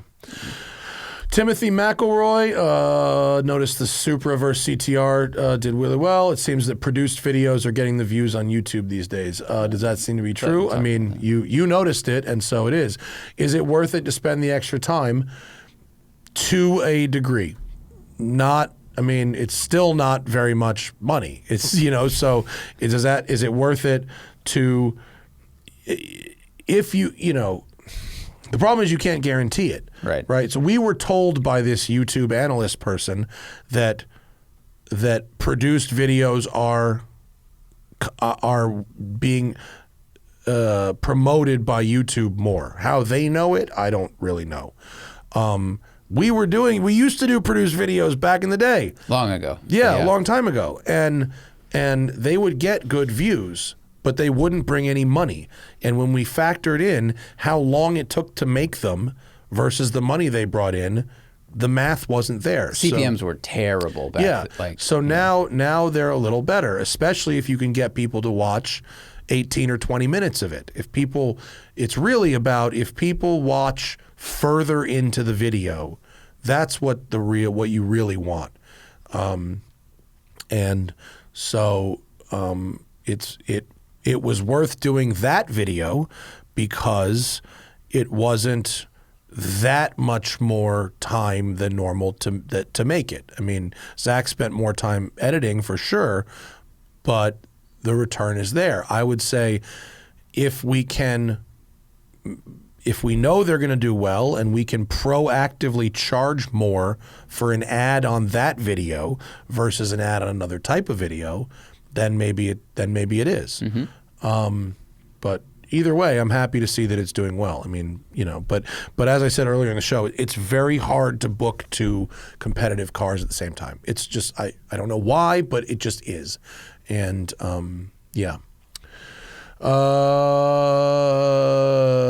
Let's see. Kurt May owns an Elantra N, loves it, but I miss rear-wheel drive. What car has similar characteristics but with a rear-wheel drive layout under $40,000? Brought up the Genesis G70. I have driven the Genesis G70, and that's an excellent choice. Yeah. Did you drive one with a stick? I only drove the one with paddles, and it was really nice. I don't think the 6-cylinder engine is available with a stick. I think you have to get the 4. That's a good The 6-cylinder with paddles was great. Quick, really nice. I'm surprised how few G70s I see on the road compared to how good of a car it was. It was shockingly good. Yeah. It does a lot of what the Maserati Ghibli does, I feel like, but for a lot less money. Yeah. Infiniti G37, cannot recommend. It's just... It sounds terrible, but like, don't spend 40 grand on one. You can get one of those, a sedan with a manual for way less money, but it's going to feel so much heavier. The Elantra N feels light. I mean, it is pretty light. It is the light. G37, I don't know what it weighs. I think it's more than the Elantra, and it feels every pound. I would much rather have a Genesis G70, even without a stick. I mean, the 6-cylinder one I drove with the paddles was great. Mm-hmm. I mean, I have a video, and it's great. I never drove the 4-cylinder one. I don't really know. But the 6-cylinder one was like a Kia Stinger GT with 6 inches less wheelbase and less weight. And the interior was excellent. Yes, very good. Really, really good. So, like, I would recommend the G70 for sure. But, I mean, just in this person's request, just in the Kurt May's requests, it eliminates, like, almost everything. Like, there are very few cars you can buy, $40,000 rear-wheel drive in stick. Like, you're talking about a couple of BMWs. Yep. The 4-cylinder Genesis, the Infiniti. Like, that's pretty much all of them. There's not a lot left on you that. Get like a used 340 or something like that, but I would rather have the Genesis. Yeah. Sarong Singh just read PCOTY. Yeah, Road and Track PCOTY is out. It's online. You can go to roadandtrack.com and read the Performance Car of the Year test. I'm not quoted in it very much, but I did all the video reviews for them, and so I definitely contributed a lot. You can read it digitally. It's also in the new print issue, which is the music issue, where you can also get my interview with Killer Mike, which I think came out really well. Cool. And he was very fun. Were there any cars missing from the test that I wish was there? Yeah, a bunch. There was a bunch of cars that logistically we just couldn't get because they weren't here. Artura we wanted to get, and it wasn't here. Ferrari 296 didn't show up in the U.S. until 2 weeks later after the test. We wanted a... what the fuck else was there? Did you have an STO or a Technica? We had a Technica, right? Yeah, we had Z06, we had a GT4 RS, we had the Technica, we had the RS3. Yeah, I mean the two main ones were the McLaren Artura and the Ferrari 296. And you had a CTR and you had a GR, right? We had, yes, both of those, yeah, and they both did well. So the lap times are up there. You can check that out. Our drive impressions. The winner was the Z06. I mean, that really won't shock too many people. It was awesome. There was actually some very heated debate between second and third place. Most of the staff thought it should be Z06 CTR GT4 RS. I had those two flipped. I thought it was Z06 GT4 RS and then Civic Type R. But yeah, Civic Type R was also a major favorite among the Road and Track staff. But if you'll notice, the Elantra N was only a second a lap behind the Civic Type R, and it had PS4S's and the Type R had cups. That's amazing. So if you put the same tire, if you put PS4S's on CTR, they're the same speed. Basically, that's incredible because the Elantra N rides much more comfortably. Yeah, much more. And it's not as hyped up as the Civic Type R. You could probably walk into a Hyundai dealer and get one for sticker right now, and it's on the street. There's no difference in pace. They are the same speed and pace, and the Elantra sounds better. The Civic has a better shifter. The Civic has better looking. It's better looking. I like the clutch a little better. But objectively, those cars are the same speed, which is pretty cool. Yeah. Clayton Stinger GTS. What are some of the reasons we don't see a push to convert existing vehicles to electric using a single motor going into an existing transmission and powertrain? It seems like that would be some way to take cars with manual transmissions and electrify them. Well, I mean, is he talking about converting old cars, which people are doing? I think he's talking about that. I think he's saying, why isn't it being done more like en masse than just with someone like EV West for a specialty thing? Why isn't there a simple drop-in motor and a simple battery to make my car electric, or something like one of yours First off, electric? I don't think the demand is there. Yeah, I don't think very many people actually want that. I mean, and there are some. I wrote a whole article about why you shouldn't necessarily convert your old sports car to electric. In most cases, it won't make it any better. I also think after reading this book about how dangerous it is to have an electric car, like how much work goes into safety, so that if the battery gets hit by another truck or a pole or another car, or the car rolls over, that things don't go wrong. They just having things like G-force sensors that make sure that the battery gets turned off so that a giant shock doesn't go through the car when people crash. You have all those things. Not to mention, if you're going to add a battery pack to like a Lincoln Town car, let's say electric motor in the front, battery in the back. Well, now the weight is distributed very weirdly. So now the car is going to drive totally different than it did from the factory. Is it going to understeer more? Is it going to be more dangerous? Like, there's a lot of things that go into just converting a normal car to electric that I think aren't being thought about. Yeah, I'm not at all interested in driving a electric car with a manual transmission. I think that's the worst of both worlds.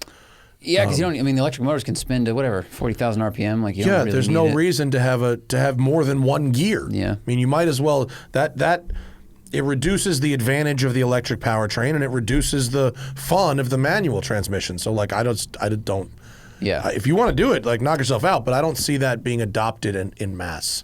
And there certainly shouldn't be a push to do that, especially because it's just every car is so different. To develop a package that works for each car, it's so much R&D. There's some cars that are really popular to convert, like Beetles and microbuses and stuff like that. That there's already been a solution for those. But to just go, well, I have a Toyota Celica and I want to convert it. It's like, well, I have to engineer this for you. Right. Where's the battery pack going to go? Because some cars have their gas, like, you could replace the gas tank. But is the gas tank behind the rear wheels, over the rear wheels, in front of the rear wheels? There's a lot of different things. Yeah. Let's see. David P. I'm not even going to try your last name. It's definitely some Eastern European shit. Bought an E46 M3 convertible. Besides regular maintenance items that need to be done, what do you guys recommend to change on the car to improve the driving experience without sacrificing the comfort of the car as it's my daily driver? Fix it. Just do your bushings. Make sure, like we just said, like return it to stock. Like make sure it drives like it should have driven from the factory. Like make sure your shocks are in good shape. Make sure your tires are good. Make sure your bushings are good. Make sure your brake pads and fluid and rotors are good. If you just make that thing drive like it's supposed to drive from the factory, like you don't need to mod it. Yeah, you could do sway bars. And that way it won't affect the actual ride comfort, but it'll make it feel a little bit more agile. And I don't know. If you like noise, you could put an intake on it or something. Depends on smog laws where you live and how much you want to spend, because that's not always a cheap thing to do. Yeah, but like my E46 M3 is basically in as new condition, and like it's got a Dyna S1 kit, which is an intake, exhaust, and a tune and a front sway bar. Like besides that, like that doesn't change that much. Changes the sound a little bit, a little more responsive, a little more power, not much, but it drives beautifully, just feeling new. Like it feels like a new car, and like it drives fucking great. Like I'm not in a hurry to change anything about that car. Certainly not if I was gonna be commuting in it or whatever. I would just want to make it as close to OEM as possible, and so I would focus on that, and then get some Pilot Sport 4S's or a good modern tire. Matthew Berger, will Chevy combine the electric motor setup with the E-Ray with the engine from the Z06? I don't think so. I think that Zora or the ZR1 or whatever is a twin turbo cross plane engine with the electric motors. Ooh. The 1,000 horsepower top one, I think, is twin turbos, not the Z06 motor. David says, Nissan recently unveiled a new GTR. Is there another sports or supercar that had a longer run of a single generation? So this new GTR would have been came out in 07, 2007 to 2023. So 16 years. Yeah. Well, the Countach they made from 1974 to 1990. So that's also 16 years. Wow. So it's tied. I'm trying to find the like Ferrari 328, 308, and 328, if you consider that a single generation of car. I mean, Porsche's G-body cars went from like 75 to 90. The Charger has been made for a long time. Oh, on the yeah, same like platform. 03 or 04. It's a very long time. It's not when a did the sports Charger supercar. come out? I want to say it was 03, 04. Christian Hand is in the house. What up? What's happening? Let's get this party started. You want to come join us for some radio? What are we talking about? over there. Talking about cars. Hang on. Let Get me out of town. let me set up here. That? Check it. Perfect. It is Vinny Russo's birthday today, and It so is. we are gathering. How you doing, huh? Good, man. Welcome back. Thank you. It was fun Is times. it technically a yurt when it's really just an apartment made of fabric? I don't know, Zach. You guys go to Burning Man. Isn't that technically a yurt if it's like an octagon That's with a a tent real nice yurt, but yeah. Oh yeah, Real but nice it's a yurt. nice yurt, but like You got isn't like a mega yacht also a boat? That was like a mega yurt. It's not that you were in. a Phantom is a car, Yeah. you know. It's and still a yurt, just- I guess. It's technically. still a yurt, More about I think. the shape and the temporary structure. I mean, Yeah, I've it was never a been- sweet fucking It's yurt. a sweet. I've never been to a Burning Man yurt where there was a toilet. That's baller. That was baller. When I Yeah. saw that aspect of it, I was like, "Come on now, folks. Yeah. We've really elevated the yurt." To, I mean, look, They exist, but you can't afford them. Yeah, No. they seemed pretty fucking yeah, no, sweet. it was well done. Yeah, Did you have a good time? I did. Looked Yeah, it was rad. it was really cool. I can't talk about the car because it's embargoed. I'll Right. tell you after the show. But Sweet. but Morocco's neat. Buttes. They did it up right. The tea, very good tea. It's Really, known for its tea. really into the fucking tea and the baked goods. Any former colony of France, Turns out. they have baked goods for fucking days. And tea. We gave him cricket and trains, and the French gave him baked goods and tea. You want to plug anything while you're here? Birthday No. show? Got my birthday shows coming up. Who cares? The 28th. I'm going to come. 27th 28th. to 28th. 27th is the Phil night, Yeah, right? it's the Okay, Phil that's night. the one I'm going to go Yeah. to. Yeah. It's gonna be a good one. 28th, I 28th. have to go to Miami for one night. I'm driving the 1953 Cunningham C5R, which I believe won Le Mans. Oh, The Revs Institute owns it, and I'm driving it on a track in Miami for the next issue of Road Track. that sounds miserable. Pretty crazy, pretty Cool. crazy thing. I hope I fit. Don't know if I will. That'd be a tight I have shirt. no idea. It'd be a bummer if you arrive and they're like, "Oh, you're this." Yeah. Oh, we didn't know. Don't know. You've never seen any of the videos. Yeah, it could go either way. 6th gen Charger came out in 06, and And still going. it's still going. It looks like the 7th gen they changed the interior and exterior, but I think it's the same chassis. Oh, yeah. I'm trying to read very quickly, folks, so don't yell at me in the comments. But Someone yeah, asked us what is the longest run of a single generation of car. that's 17 years, so that is longer. Yeah, But, the I mean, Charger the has- GTR is It's long in the tooth. Yeah, it kind is. of It's ridiculous. Yeah. I mean, that's a run, but I think the Charger does win, right? Technically. 17 years? Yeah. 17 years. That's fucking forever. And I think it's doing it with less like pomp and circumstance. Like, oh, it's the new Charger. It's not like it's the new GTR. Yeah. Aren't you excited? It's the same as the other one. You've seen the new GTR? No. It's the same as the old GTR, great. Yeah, but it has a yeah. new front bumper. That's what I've heard. I've heard. It's not. They really went out on the design front and just. It looks like it's just got like a new mouth. That's kind of. It looks like that. Yeah. It's got a flatter mouth. It does have a flatter mouth. Well, it's going catfish. It is going catfish. Yeah. They added teeth here. May I say it looks a little Honda CRX-y, to be honest with you. CRX-y? As an untrained eye. Oh, I see what you You see what mean. I'm saying? There's yeah, like a little bit of the mean. Honda Civic Yeah. grayscale CRX happening. I don't know. I'm not. I don't love it. To be honest with you. No. Did they throw a big Jesus. parade when it happened? Do they always throw big parades for that one? It They was at launched the it, Tokyo Auto Auto Salon, so there was a big thing. Before comparison. Yeah, I think it was that one. The that's the 2021. That's pretty good. Special. Yeah. This is a T-spec, which Yeah. I don't think we got. Yeah, but the like, wide mouth is. Yeah, but that's- this looks cooler. wider mouth. And Yeah. then you go to 24, and it's like, Man, I've never really, It's the same. and I've never really liked driving them that much. You know, they're fast, but like I've never been that impressed with them. I mean, Very I'm fast. impressed Very with what they agile. can do, but they don't. There's like no feedback. well, said it was like what's a little funny, academic. I drove one 2 years ago, a new one, and compared to some new sports cars, they have way more feedback because the shit's old. Oh, because it's hydraulic. It's Yeah, hydraulic yeah. steering, and the transmission's like Sure. clunkier. So you're like, huh, this is how things used to be. Yeah. It's kind of funny. Yeah. Let's see. What is next? in Europe, there has to be something that's gone longer than 17 years. Like, isn't Well, there the some Countach Leyland went shit from box that's been going for oh like yeah, 29 I mean years? probably You know what I'm probably saying? Like a 40 and there's year you Leyland know what? Metro. And it's not sports cars, but like in Mexico, Nissan kept making the Sentra from the 90s until like 2018. Yeah. So this person asked about sports cars, but like sports cars. the Nissan Tsuru, they called it TSURU, which was the Sentra from the 90s.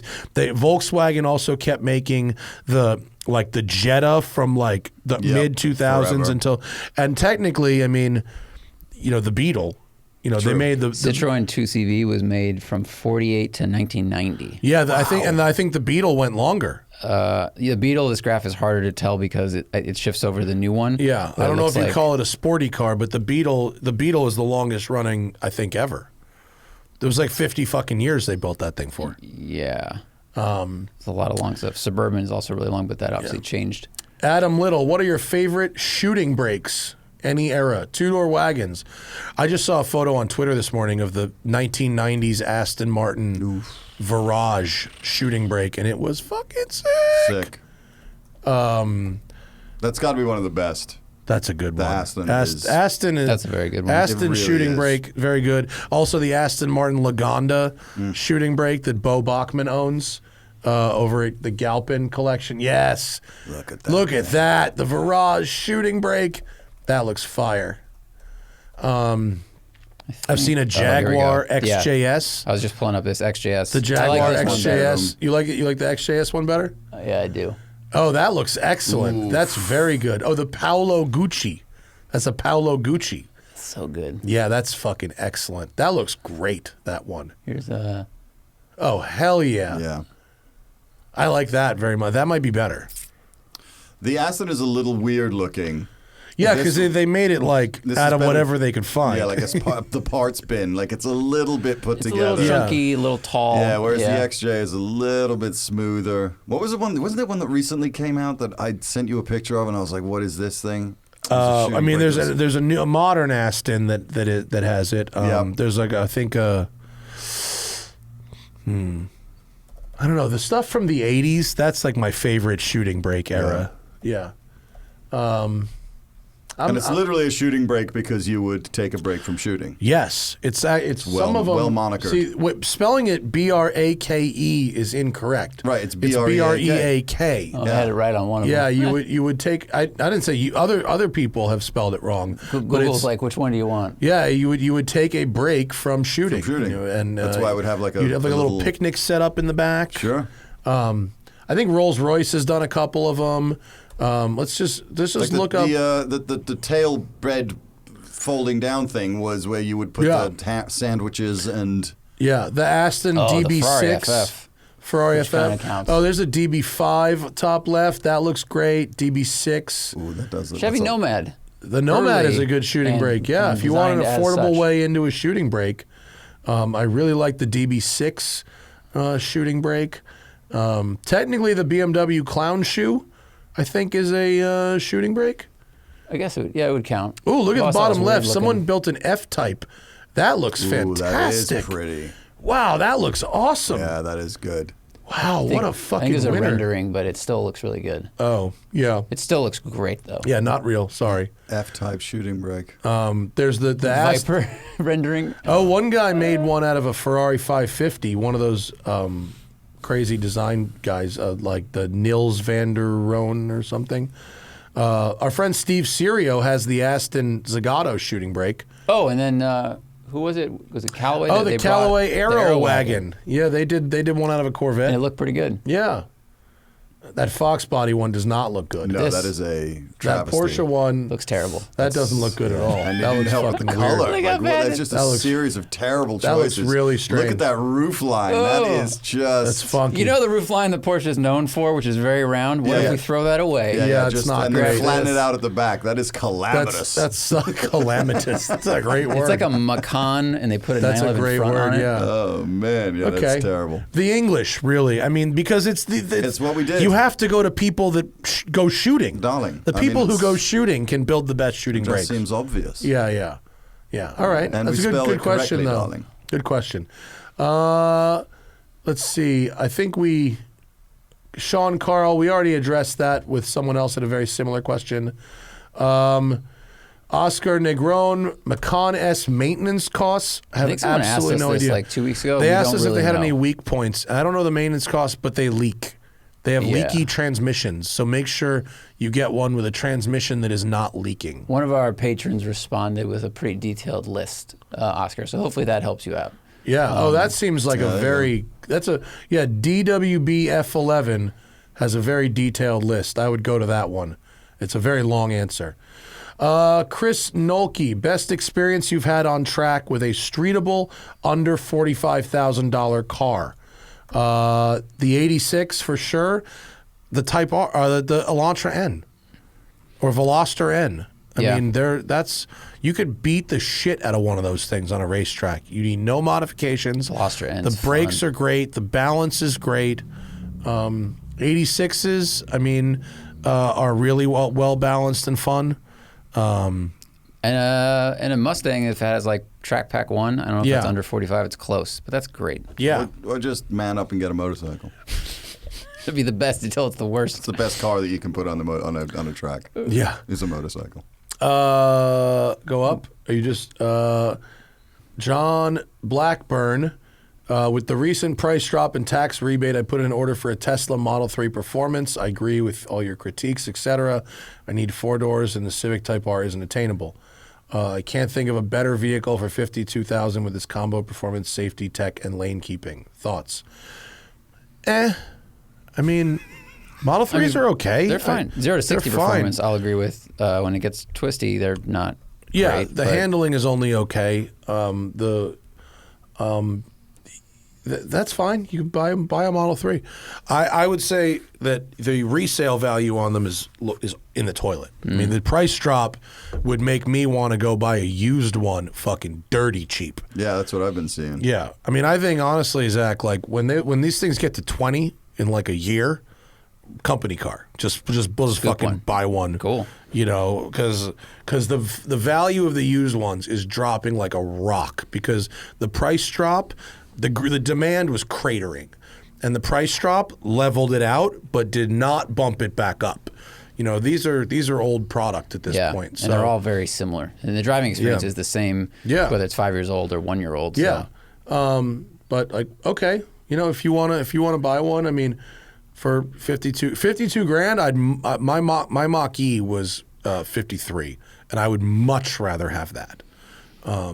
it feels better put together. It probably wouldn't be as quick, but who really cares? But it's quick. It's quick yeah, enough. It's quick enough. Yeah, it's quick enough. Don't get the Mach-E GT. Too it's stiff. Quick enough. Not it has more comfortable. rear seat room. It has more range. It has nothing to do with Elon Musk. It has nothing to do with Elon Musk. It has Blue Cruise. You lose the charging network, of course, which is a very good benefit for Tesla. Yeah. But it depends on your home situation. Tim says, I mentioned that Demann installs 4.5-liter engines into the GTS models now. As a road car, how would you guess the lesser chassis compare to the GT4 and Spider with the same 4.5 engine? With the lower handling limits, I mean, look, adding more power doesn't change the handling, right? The handling is the same. Like the stock car. My car's handling is stock, so as would be the GTS. So if you'd probably have improved ride quality for every day, although I think my car is fine. And you know, it's not like that chassis couldn't handle the extra power. You know, you couldn't push it as hard through a corner, but in a straight line it would do pretty much the same thing. Yeah, as we said at the top of the show, I don't know if the Cayman and GT4 chassis is the same as like the SGTS. Like, are they using the same shell? No, different bushings, different subframes, stuff like that. The Spider and GT4 have the GT3 front end. They share a front end. Right, but like the whole the cell is that as strong? That's the same. So I think you just need to make sure that those are okay and they can handle the power, and you're not going to like shred your subframe the way you would with like with M3s or something like that. But yeah, it would just be comfortable. It just wouldn't be as agile. Yeah, but the handle, those are stock. So GTS to GT4, with or without Demann engine, it's the same thing. Mm-hmm. You're entering corners faster. So be mindful. David Walls, seeing disappointing auction results from Civic Type R and Corolla GR. Are you merely chuckling from Schadenfreude or having a full body laugh? I mean, neither. What's happening is that both Zack and I have said exactly the same thing. Civic Type R and Corolla GR are great $40,000 to $45,000 cars. Great. They are not $65,000 cars. So someone who went to a dealer and paid $60,000 for a car or $55,000 for a car, and then took it to auction and tried to flip it to get even more, that's stupid. They shouldn't have done that. Yeah, I think they just read the timing of the market wrong. I think if you did that a year ago or a year and a half ago, they probably would have done it and successfully made money. But when the entire country and part of the world is in recession, like they kind of walked in and they were like, "Oh, this guy's still selling Bitcoin for $60,000? Yeah, what a deal!" You're like, "Hey, man, you know everyone else is buying it for 22 right now." So I feel like that's what happened with that person. Yeah, and I think people are just not. People are not willing to pay that much over for those cars, and that rightfully so, because you're fucking throwing it away. You're not going to get it back. And to pay 20 over and then hope to get 25, and then hope to get more, or 30. I mean, Jesus. I mean, now you're especially because they paid taxes on that too. Oh right. You bought it new. You paid 20 over and then paid taxes. Like, you're getting fucked. Yeah. Like, that's just really, really bad decision making. If that's your dream car and you want to pay 20 over and drive it for 10 years because you've been dreaming about that car your whole life and you have to have it, all right, keep that shit to yourself. But like, all right. But if you think you're going to pay over and then flip it. If you pay MSRP and then you have to put it on an auction site because of some financial stress or some other reason, like that I don't really have a problem with. But, if you pay so much over and then try to, double up again, that's just ridiculous. Yeah. Mike Manillo, a bucket list item is to drive 200 miles an hour before I turn 40 in a few years. What is the most cost-efficient, safe way to accomplish this? Isn't there a company that does this? In Florida. Yeah. There's an exotic rental company that does it at one of the Air Force bases. Yeah. That's the answer. Yeah, and you get to do it in a bunch of cars. Like, really? You go down and you pay whatever it is. I don't know that as much, but you drive like 3 or 4 different cars and you go 200 miles an hour in all of them. I remember reading about that. It's like they have like a bunch of stuff. It's like, and you can do it there. Oh, it's literally called the 200 mile an hour club? Oh. Is that it? Is that it? Yeah. Probably. I don't know. Just search 200 mile an hour car rental Florida. Yeah. Do it that way. That's how you do it. Do it in a safe place. And you get to go to Florida. And right. You get to live the boring landscape of Colorado. to go to the Florida. gorgeous spectacle that is Florida. Yes. Leave your history books at home. Tyler M., would you rather live with a 2018 TTRS or a 2021 Supra automatic? Same money for both CPO cars. I'd rather have the TTRS. Isn't it a 2+2, right? TTRS? Yeah. 2 plus shelf. 2 plus shelf? 2 plus shelf. So it's still more than the Supra. So a little It's more roomier. livable. It's definitely roomier. Yeah, I'd rather have the TTRS. I'd rather have the TTRS too. And you fucking, they Dang, rip. they're so good. Oh, they're so fun. Yeah. Yeah, they're good cars. I'd rather have that. Red Rover, pedestrian safety regulations are ruining the design of front-engine cars. The new Mustang's nose is too pumped up and awkward, for example. Are cars like the Challenger allowed to keep a more pure design because it was engineered before the regulations took effect? And how much did the regulations contribute to the death of the front-engine Corvette? A lot of questions in here. Mm-hmm. People have been saying this kind of stuff for a long time. Ever since when we read Ralph Nader's book, Unsafe at Any Speed. They used to have literal, like, points in the front end of cars. Yeah. They would have spikes on dashboards for you to impale stuff in. I saw the Cybertruck at the Peterson last weekend. It's just embarrassing, isn't covered it? in knives. I mean, it's so sharp. It's like the Cadillacs from back in the day that people would walk into and just spear their eyeball. Yeah. There was a story in Ralph Nader's Unsafe at Any Speed about a young girl when Cadillacs had fins, about a young, I think it was a girl, was running to catch a football, caught the football, and then impaled herself on the fin of a parked Cadillac. And that was the end of fins. What? Yeah. That's fucked up. They were really sharp back Yeah, then. You look at them and you think, dude, if you ran at that, Right. Yeah, right. At you know, speed. chest first, like, yeah. I mean, if I said I'm going to fire this fin at you at 15 miles per hour, you'd say no. Right. Yeah, I don't know the nuance of the law and why the Challenger is allowed to do something. I mean, it might be a certain height. The Challenger's nose is taller than the Mustang's, so it may be that a certain height allows it to do a certain thing. But how much do the regulations contribute to the death of the front-engine Corvette? Not nearly as much as the fact that they were at the limit of performance for front-engine cars. I think you also have to look at, like, there's a distance between, you know, the hood and the top of the engine. Yeah. The Challengers may do a better job of hiding that, where you look at the profile and the lights in the grill opening is small, but how much room is there below that? Like, Yeah. if that lower front fascia is huge, that's where they're hiding that space. So some of it's just visual trickery. Yeah.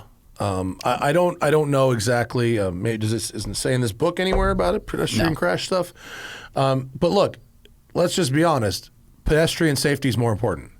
You know, cars are safer than ever for the occupants, but pedestrian deaths and cyclist deaths are way up. Oh, they really? Oh, yeah. Not necessarily because of the design of the Ford Mustang, but because of our move to enormous trucks Right. and SUVs with enormous grills and poor visibility and tons of power.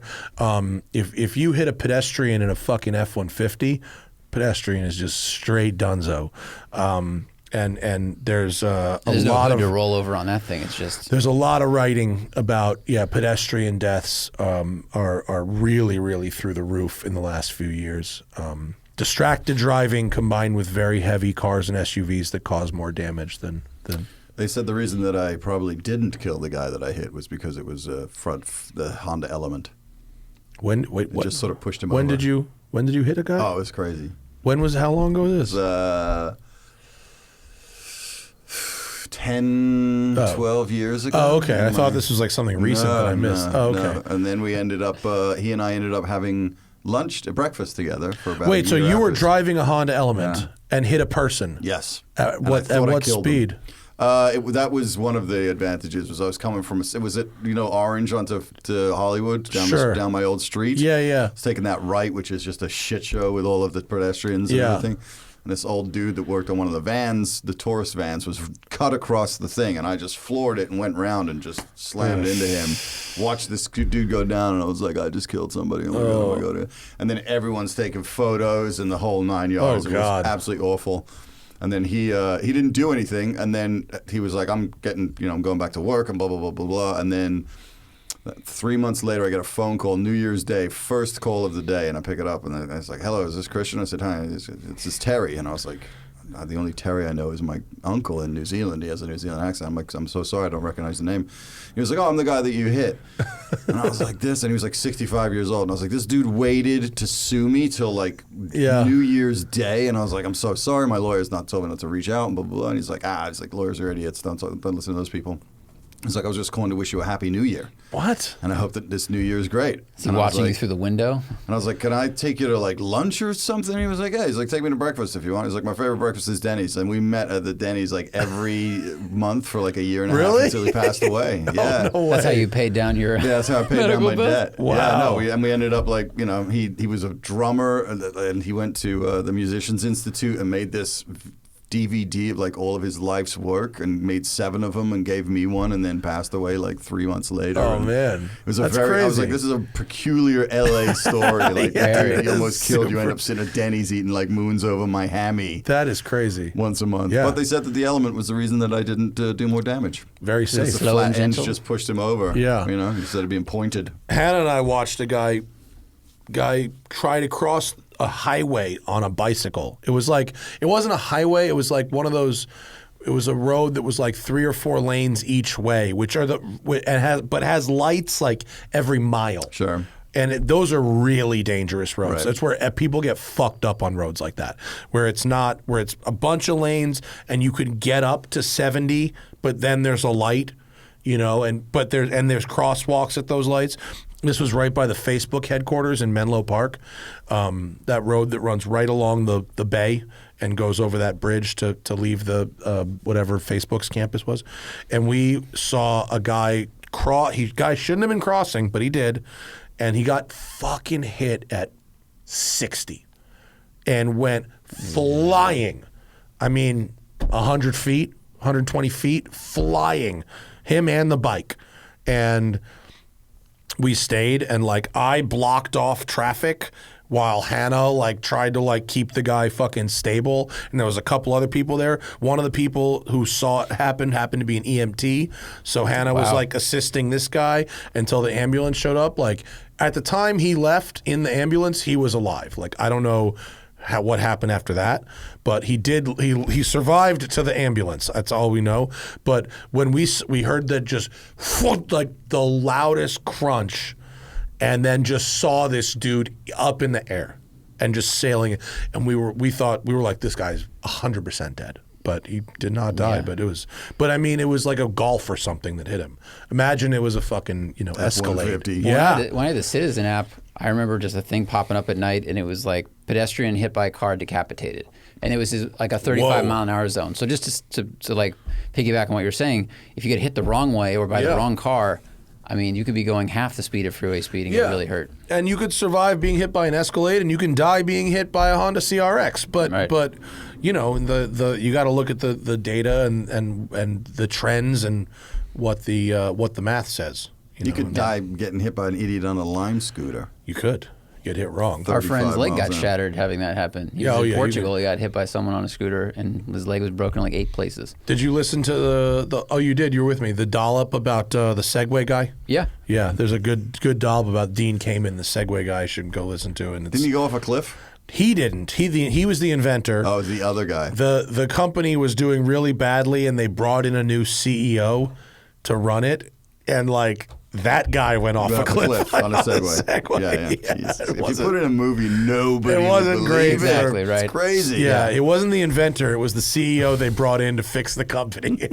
That may have been an ominous sign. Well, that's our show. I think do we have Johnny this week?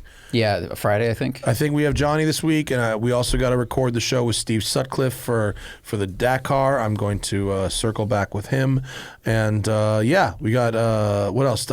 Speaking, I've got a new Ducati motorcycle coming in on Monday. That should be fun. I think we need to shoot our BMWs. We got to do that. Okay. And today's Vinny's birthday, so everyone wish Vinny Russo a happy fucking birthday.